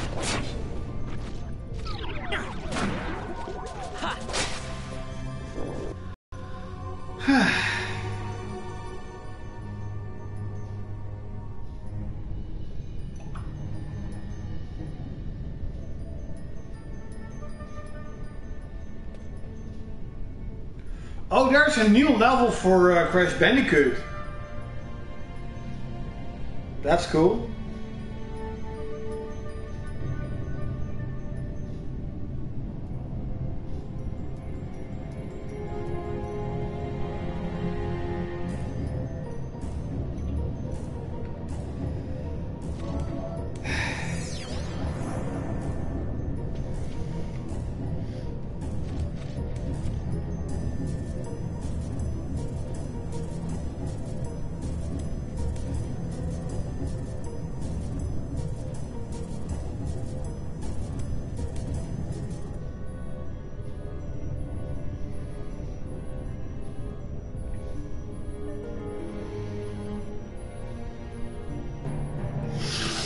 Okay. Did he die? Oh, no, he didn't. Are potions already up? No. How? What? Where are my potions? Huh?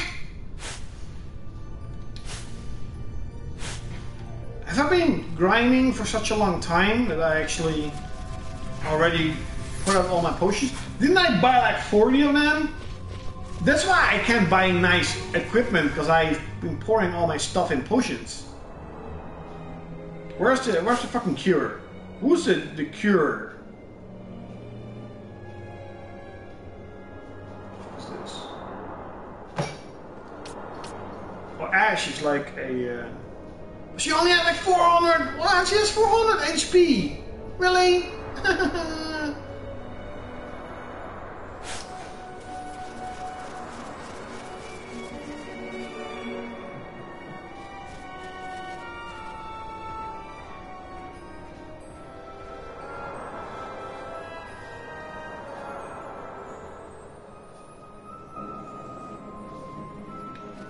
Ah, yeah. So,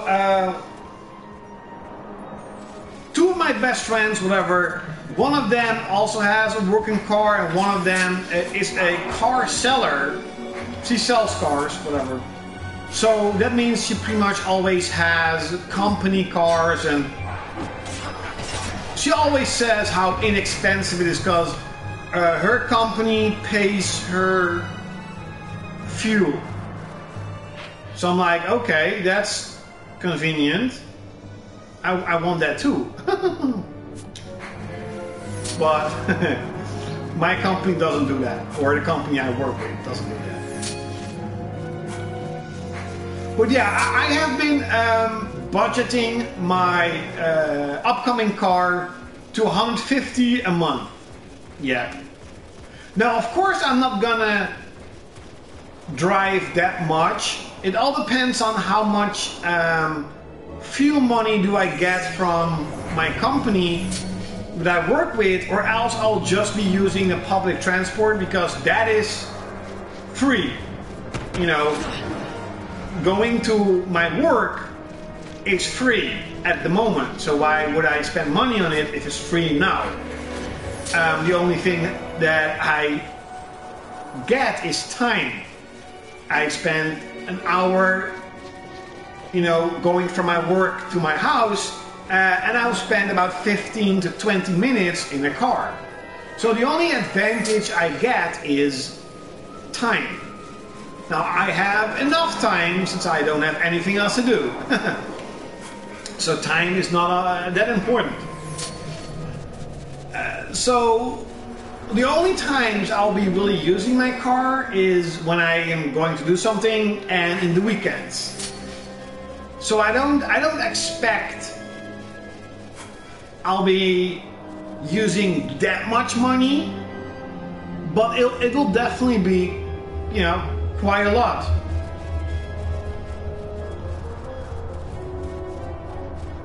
Well, time is money. Is not,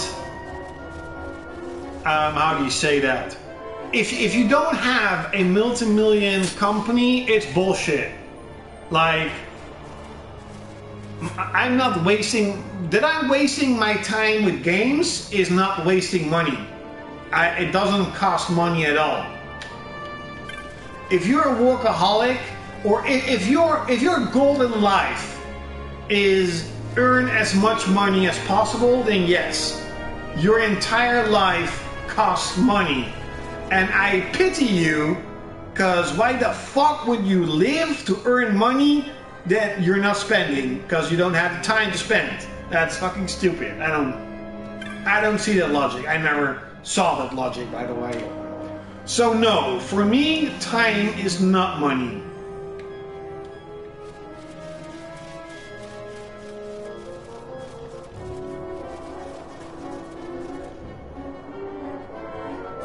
If you have $0 to spend, you know, because of all the expenses you have to make with your car, house, kids.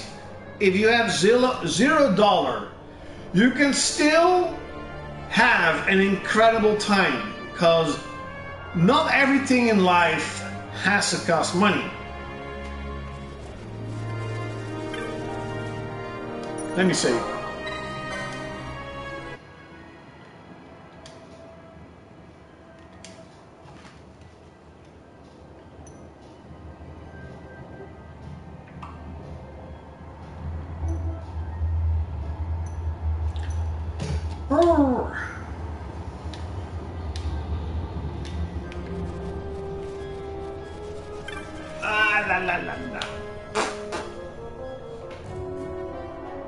Did I just see something going there?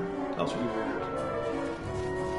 I am thinking about going to train again, though. Like it has been on my mind for a couple of weeks now.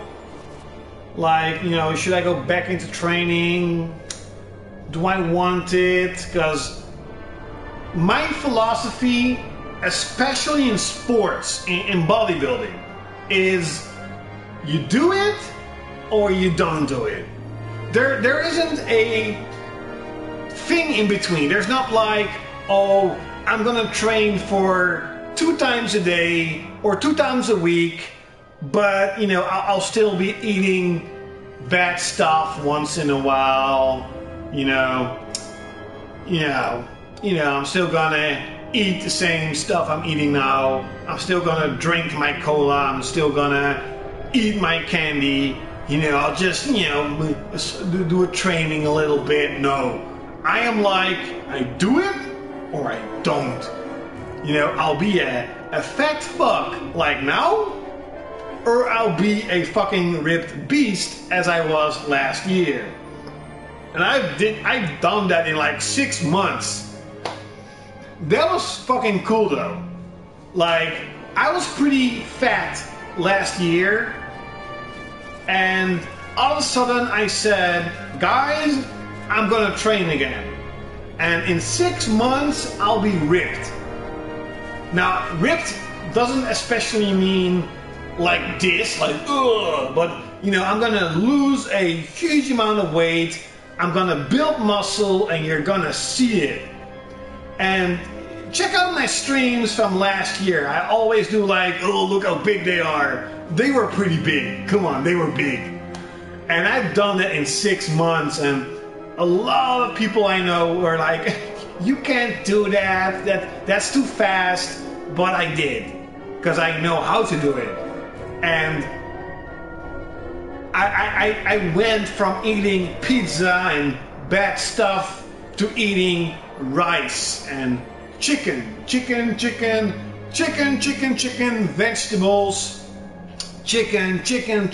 vegetables, chicken, beef, a huge amount of eggs, egg white shakes, a lot of water, tea, no more coffee, you know, no more cola, no more.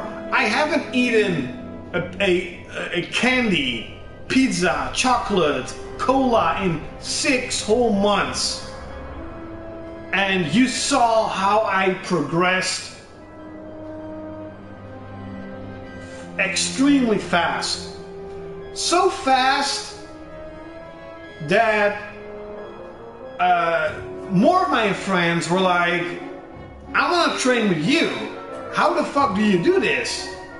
You know, and still, even today, you know, when people talk about, you know, I want to diet, you know, I want to get stronger, I want to lose weight, they're always like on the WhatsApp, like, you know, Alex, what should I do? Because they know I know, like, there are 2 times in my life, okay, now 3 times, because the car is also something I've done, I really learned for. But besides the car, there are 2 things in life I have done a shit ton of research, a huge amount of reading, and both of them I still do. That is games, my knowledge of games, and my knowledge of training, bodybuilding, and food, because that is something, of course, it's the same. You cannot build your body or lose weight for your body if you don't eat the proper food. So I am an idiot in everything. I don't even know the cities in my own fucking country. Okay? I don't know. If you ask me where is Iraq or Afghanistan, I'm like in the Middle East somewhere. Okay. You know, I'm an idiot in almost everything besides those 2 points, games and bodybuilding. I know a shit ton of. So why am I not doing it? Klaudkil, why are you not training again? I don't know. Like with you know, as I mentioned, you do it or you don't do it. If I don't do it, I can eat whatever I want. And I like to eat. I'm a, how do you say it? I'm someone who likes to eat, you know, candy. I like my pizza. I like my hamburger. You know, I eat that almost every week. That's why I, you know, look at this, got fucking fat. I am really fat. This has to be the 2nd time in my life I am actually fat. And believe it or not, I hate fat. I think it's disgusting. It's so squishy and ugh. I don't like it at all. But I like my fast food. It's just, it's, you know, it's the truth. I like my fast food. It's really hard for me to stop eating fast food. But I know I can do it. And the thing with fast food, it has sugar, a lot of sugar, and Sugar is like cocaine or heroin or smoking. It is addicting. It's an addiction. If you stop eating sugar, your body is going to increase asking for it.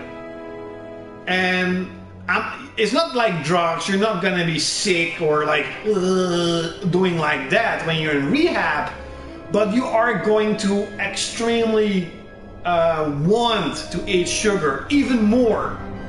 You just want to go in the store, buy a bag of candy and eat it in like a second. That is how much you're gonna crave for sugar. That's what sugar does. It's fucking annoying.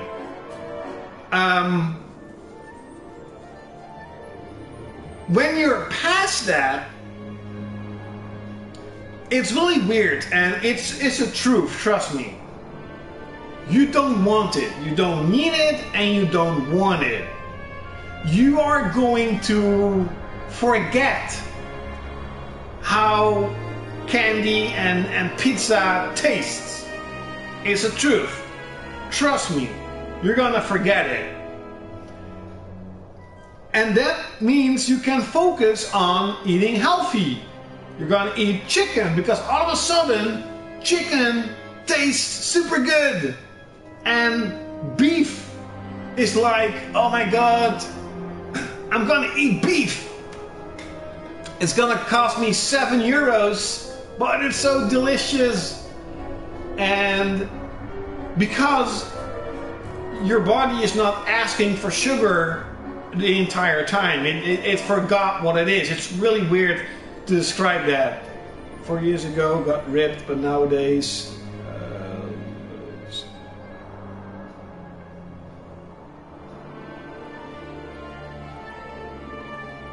yes, that is exactly what I have too. So, you know, for example, the friend I talked about next month is getting married. That is 5 weeks from now.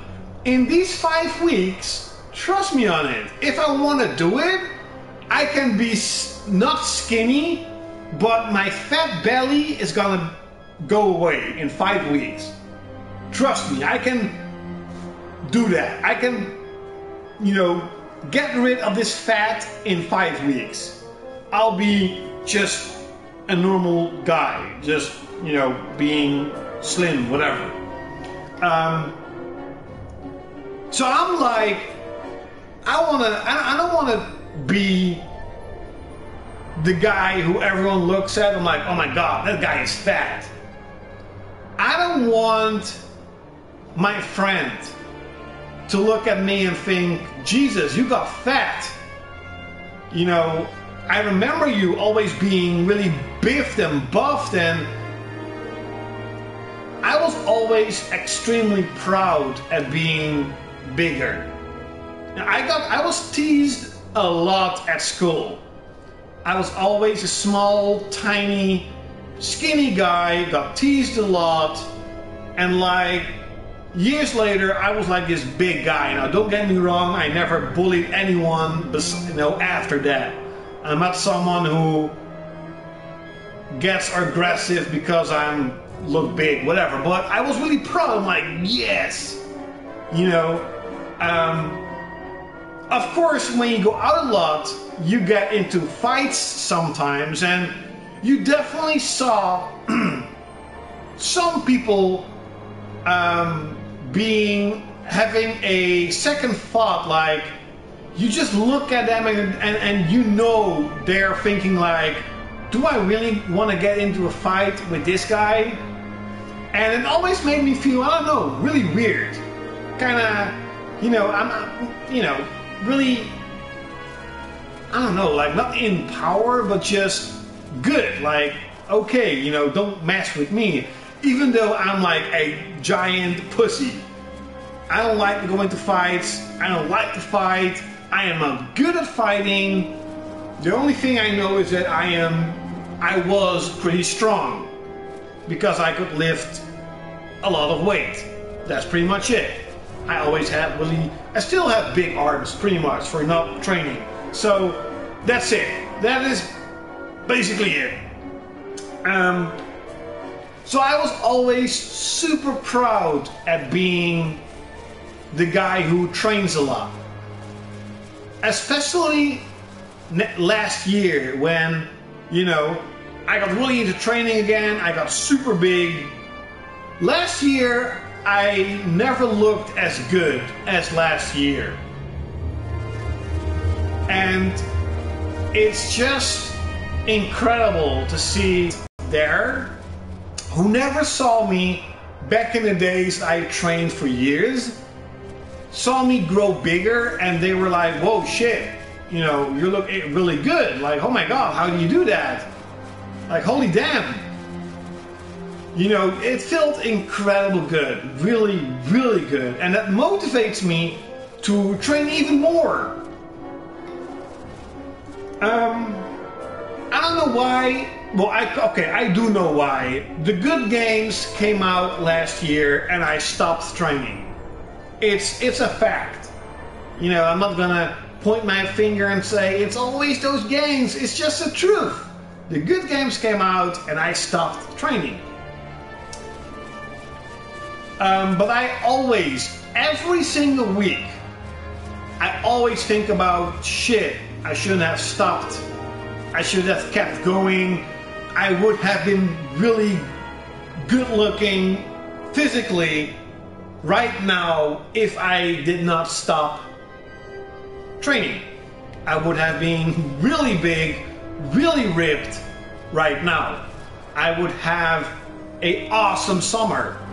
I have been to the swimming pool this summer, and the only thing I've heard was, oh my fucking God, you're really fat. You know, and like, I love my friends, like literally love them, so I don't give a shit what they say. I know they're not saying it to really hurt me, but deep inside, that proud kid who was, because my friends, I was always the biggest. I was the big guy. I was the bodyguard. When we go out, it was always, you know, Klaudkil, the bodyguard, the one who never drinks. He's always looking out for everyone. You know, I clearly remember, and I still do this. Like when we were with a big group, especially with girls, I was always the one who was behind everyone else, always watching what happens. You know, if there's more than once, there were guys who were approaching the girls and in a not so good way. You know, you see that because the girls are, you know, trying to push them away, and you know, these guys keep coming. And more than once, because I'm, you know, again, I'm against fighting, more than once I had to, you know, always just put my arm between the guy and the girl and just push the guy slowly away. And even with that, it felt incredible when the guy tries to, you know, struggle against that. But because I was the big guy and most guys are small, I could just, you know, easily push them aside.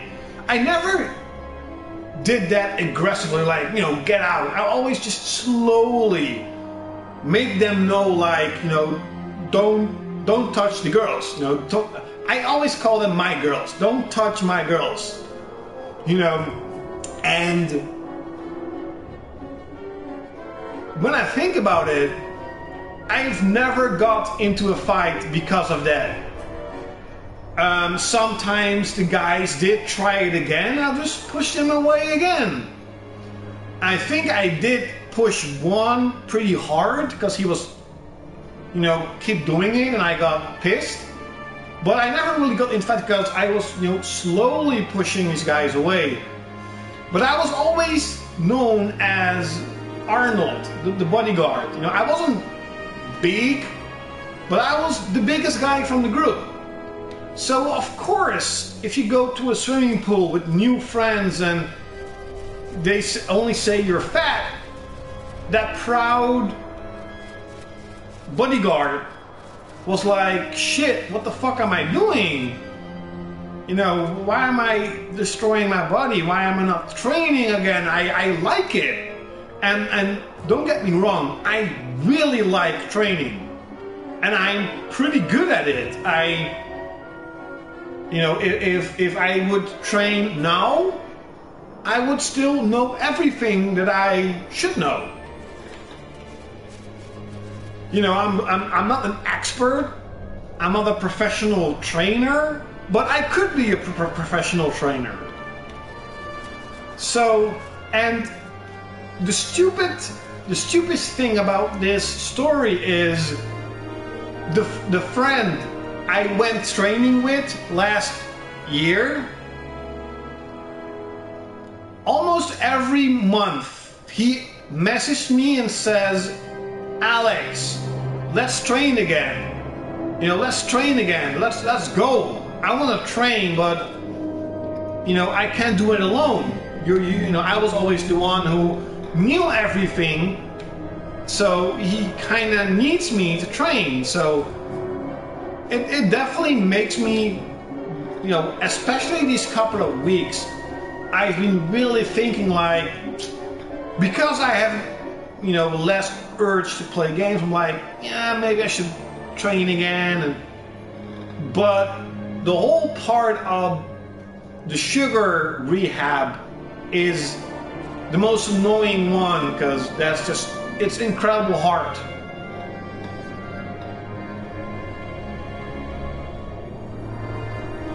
Yeah, well, I never used heavy drugs, just I used anabolics once.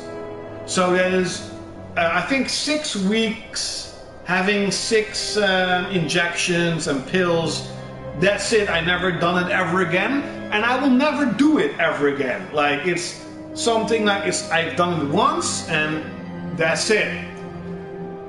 But I am really thinking about, you know, maybe I should get back to training again. And well, yeah, the whole food is the biggest problem. Yes, I heard of Yonder, the Cloud Chronicles. The game seems to be fucking awesome. So, Helge, who knows? Maybe tomorrow I'll be training. I don't know. But it's definitely on my mind a lot more. And it's something that my mind is saying you should do it. Like, you need to do it. But myself is still, every time I go to my house and I'm like on my couch and thinking, what the fuck should I do today? I'm still not thinking, oh, let's go out and work out.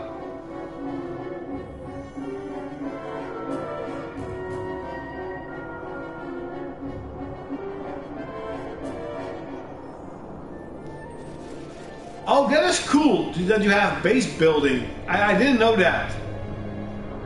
The game seems to be really cool. Yes, the hardest step is the first one. And just like with driving, you know, my first goal was to get the theory papers, get the written exam done.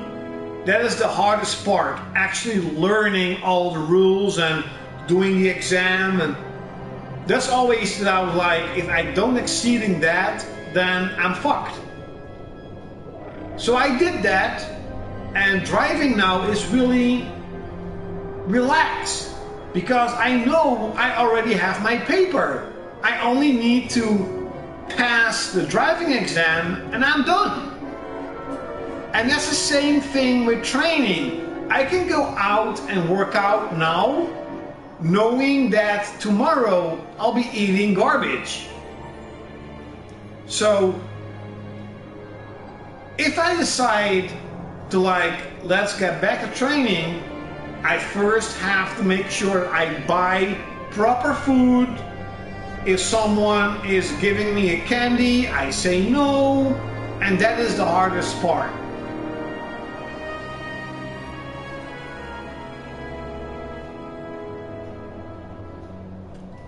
Well, eating fruit, some say, you know, you only need to eat 2 or 3 pieces of fruit each day because it does contain sugar, and it does contain sugar, but manufactured sugar and natural sugar is something totally different. I mean, you're not eating strawberries every single day. That is a lot of sugar, but manufactured sugar is just really bad. Like in an apple, there's also sugar, but it's different. It, how do you say it? It dissolves into your body a lot faster than a block of sugar. Especially because a block of sugar is so small. Like in coffee, there's a colleague of mine, he uses 5 blocks of sugar in his coffee. Every single time we have a break, and that's 3 times a day. 15 blocks of sugar each day. That is not good.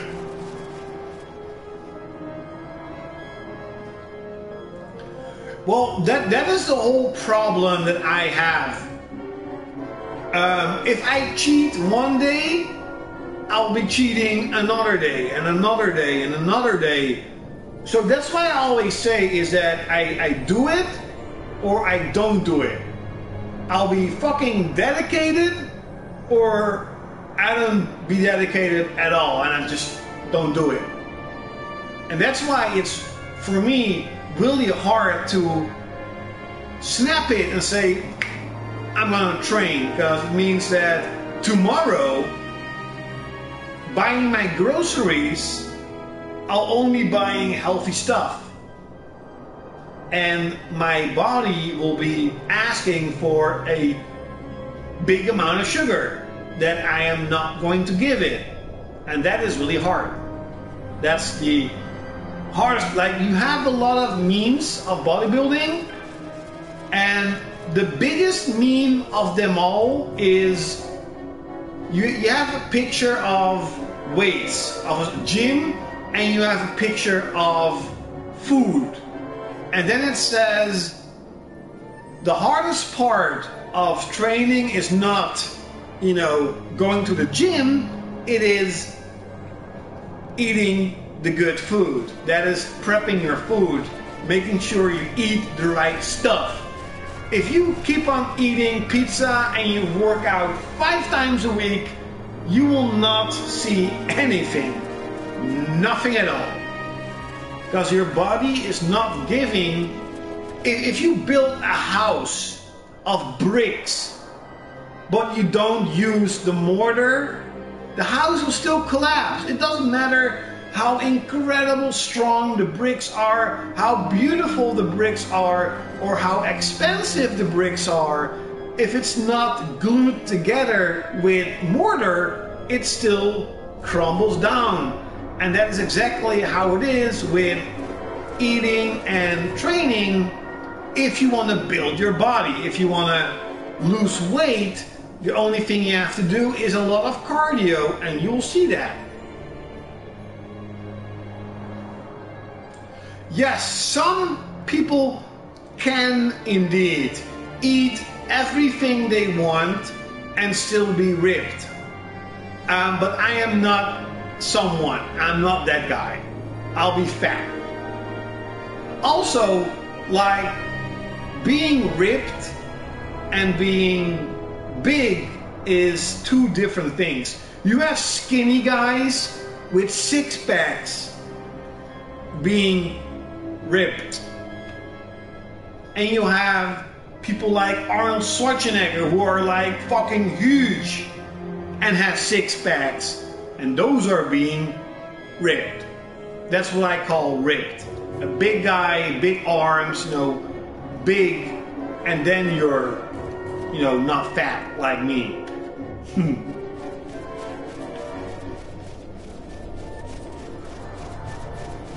So you could theoretically say that I am always trying to get into training, but because of the food, I just like give up.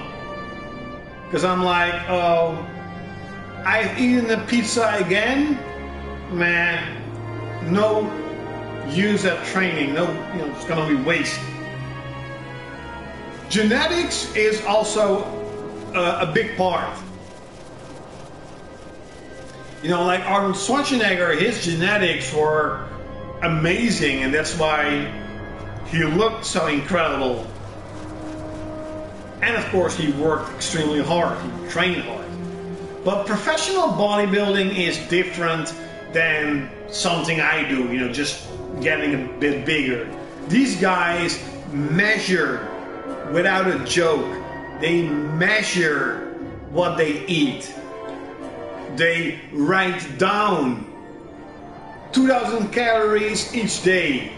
I eat this, and this. Those are 2,000, and that's, you know, just one scoop of this, one scoop of that, 2 chickens, and, you know, that's my meal. These guys actually measure and, you know, write down what they need to eat. And that makes them build the bodies they, you know, imagine they're gonna have if they eat and do those exercises. So it's a lot different, you know. I will never be able to do that. Measure my fucking food. Like, oh, I need 2 grams of rice, you know, 100 grams of chicken, 20 grams of vegetables, and then that will be 700 calories, 200 egg whites, you know, 10 grams of carbonates. Yeah.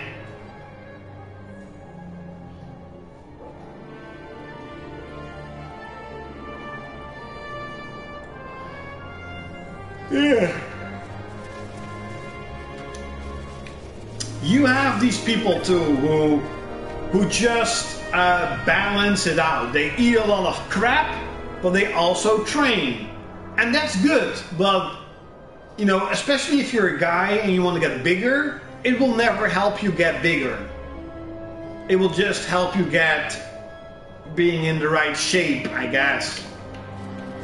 But if you really want to grow bigger, and don't get me wrong, I really hope I can get into training again, so I can show you guys in like 6 months, like, hey, this is what I talked about 6 months ago, and you can actually see it, like, you know, I got bigger and I got smaller, not so fat. That is how it is. What's up, Golden Dog? This game is awesome. This game is really good. But guys, I am going to leave you. It's time for a shower and then go to bed. I need to do it, I know, but it's really hard. But who knows? Maybe I can finally do it.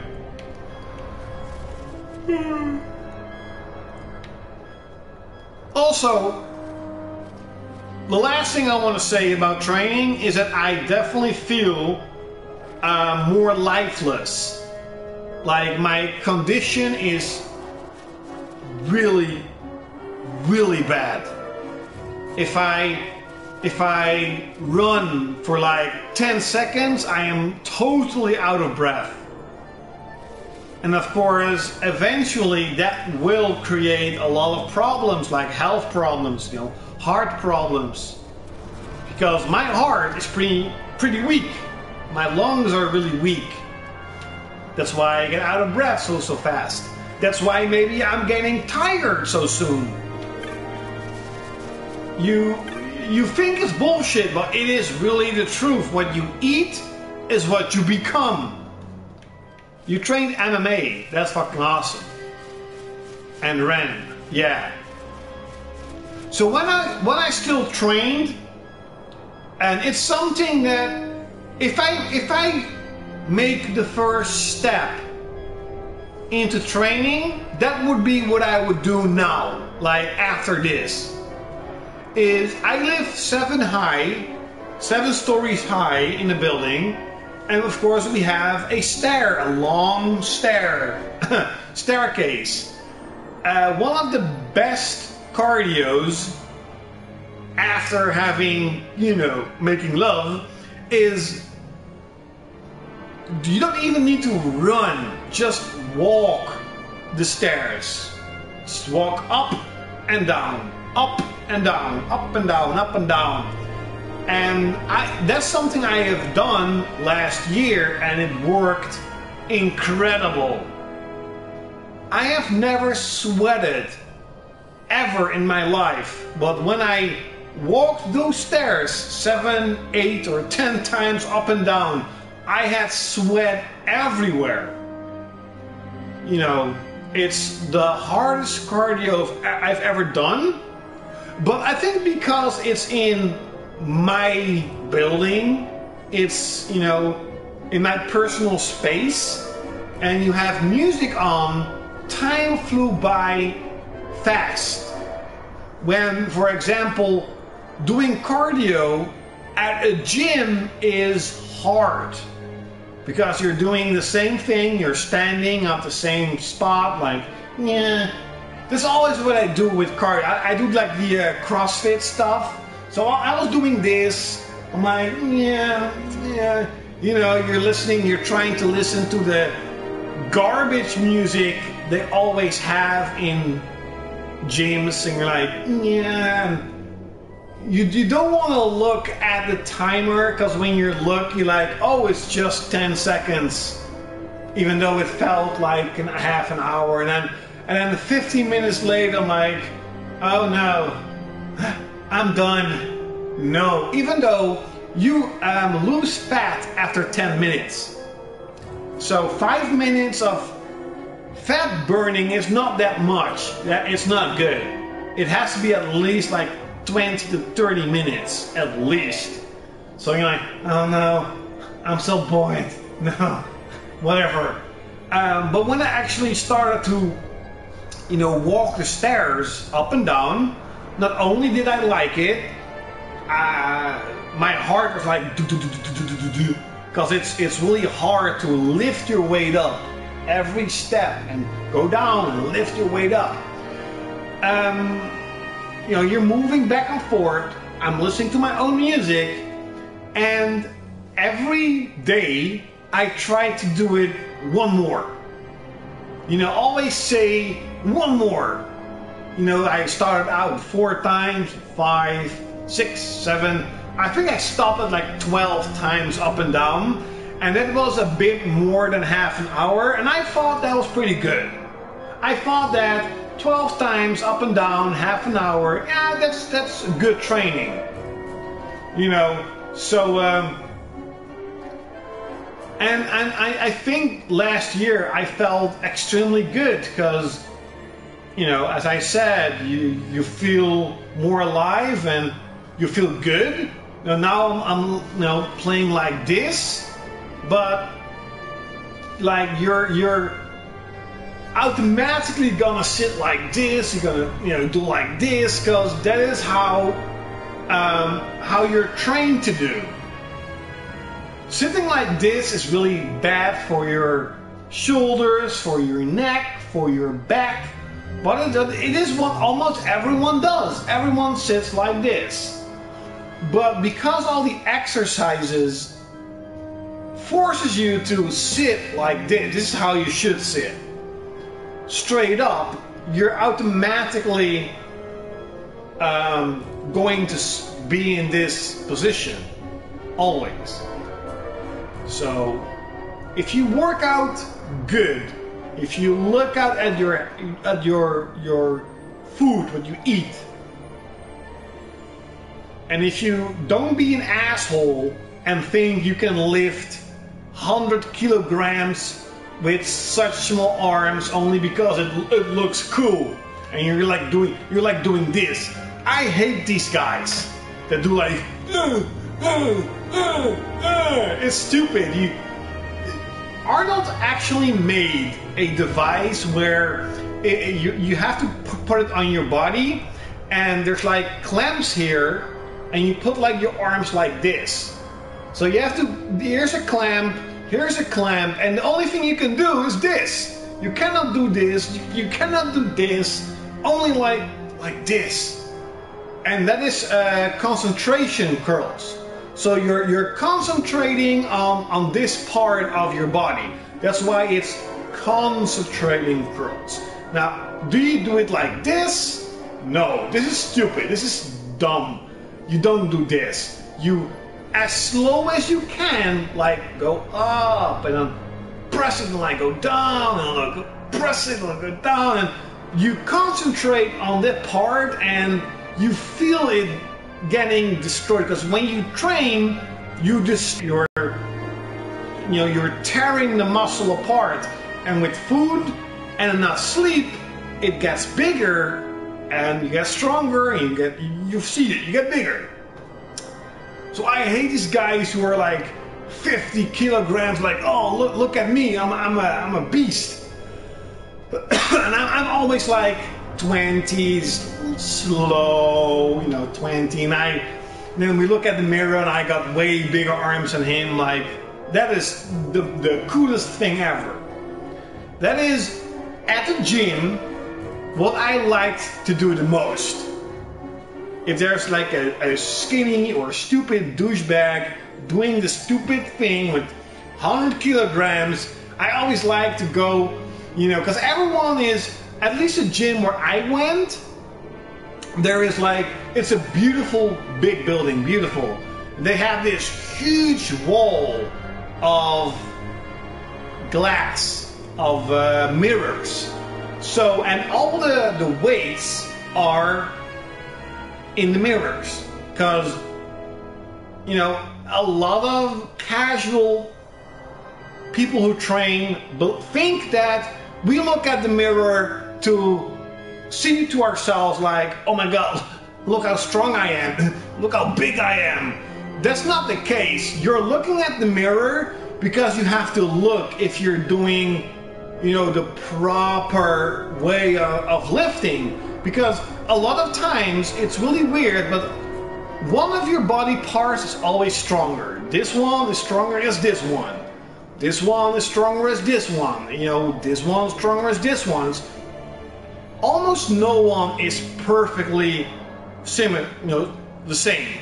So if you out of the blue would, for example, do this, that is for this part of your shoulder, you, especially with a bar or like two dumbbells, you're like doing this, like if you don't look at what you do. And that's why you have mirrors, so you can see you do probably all the way the same with all your body, or else this one will get bigger as this one. So I always like to, when I'm there at that part and people like, I always like to go out and look how small I am, even though I was always bigger than that douchebag. So never do that, never do this is stupid. Always slow. How slower you do it, how tougher it is. How much it hurts, it means that you're tearing the muscle apart. That's why it hurts. If you're doing this and you're like, oh, I don't feel anything. Of course not, because the muscle didn't have time to tear, because it's tearing. Oh no, it's not. Well, when you're slow, you're like, your muscles are tearing, and it's hard and it's painful, like, yeah, yes. And then, when you're done with shoulders, you feel like, like you're walking like this, like I'm a fucking king. Because your shoulders are hurting and they're swallowing, and that is how you properly train. At least that's how I did it. Hopefully we'll do it again. Yes, warm-up is also something, that's the last thing I'm gonna say, by the way, because I'm getting tired. Sometimes, okay, warm-up is good.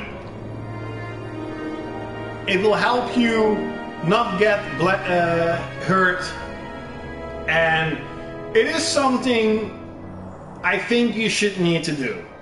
But 10 or 20 minutes is something I never done. My warm-up was pretty much from the tram, so the public transport, walking to the gym, and that was like 5 minutes. That was my workout warm-up. I never really done cardio or this, or people are doing that movement to warm up. I just walked. That's pretty much it. And also warming up, you can do with low weights. So really low weights. For example, one of my favorite exercises is the back pull. With the bar. Doesn't look like that. And you sit on the against the machine, and you're like pulling it down. It's actually something I can do really heavy, because I like to do it, and my back is pretty strong. So what you do is just really low weight, and just do it like like this. It doesn't do anything for your body. It's also not making you tired, but it's warming your joints and your muscles up a bit. Then you wait like a minute, and then you go really, really heavy. That's kind of how I sort of warmed up. But I know people are like stretching is also something I actually never really did. But I have seen a lot of people stretching like and on the cardio exercises, like warming up for 20 minutes. But I always felt that when I did that, all these things I did, I didn't have the energy to then lift weights. Last year I did do lifting the weights, going back home, and then walking the stairs up and down, up and down. That is what I did a lot. That was pretty cool. And of course, one of the most important things if you want to change yourself is make pictures. Trust me on it. Like I made the first picture. I had like a round fat belly and fat and stuff. And did I like that? No. Did I want people to see that? No. And I think the last picture I made was like 4 months after, I think. And then, my chest was bigger, my arms were bigger, my, shoulders were a lot rounder, and especially my big stomach was gone. And you saw that I was getting a six-pack. It wasn't there yet, but you saw it growing. So what you're gonna do, of course, you're gonna go to Photoshop, you're gonna put one picture and the other picture, and then do, this month and 4 months later, and put it on Facebook, and all the awesome compliments you get, like, holy shit, that looks great, and holy damn, how did you do that? Those are really words of motivation for me personally. But, I will say it again, the good games came out and I stopped working out. It's just the truth. And that's why, quite a lot of times I think to myself, like, yeah, gaming is ruining my life in a way. Like, it is an addiction. It is controlling me in a sort of a way, and it feels that I am naturally pushing myself away from it. Oh, the DualShock is disconnected. You know, this time around, I'm not forcing myself to get, you know, away from gaming a little bit. Not leave, just move a little bit back. And now it's just naturally. There's a shit ton of details, by the way. Look at that shield. That's fucking cool. That is fucking cool. But guys, I am really going away now. It's time to go to sleep. First shower and then go to sleep. So thanks a lot for watching, and especially thanks a lot for hearing me out. That was kind of weird.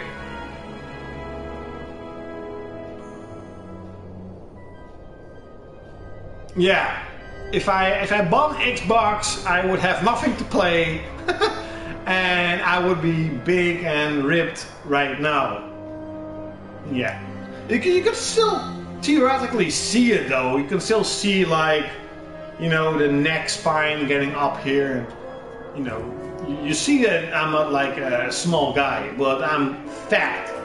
Look, like this is fat. It's not muscle. It's just fat, you know. But okay, like always, see you next time.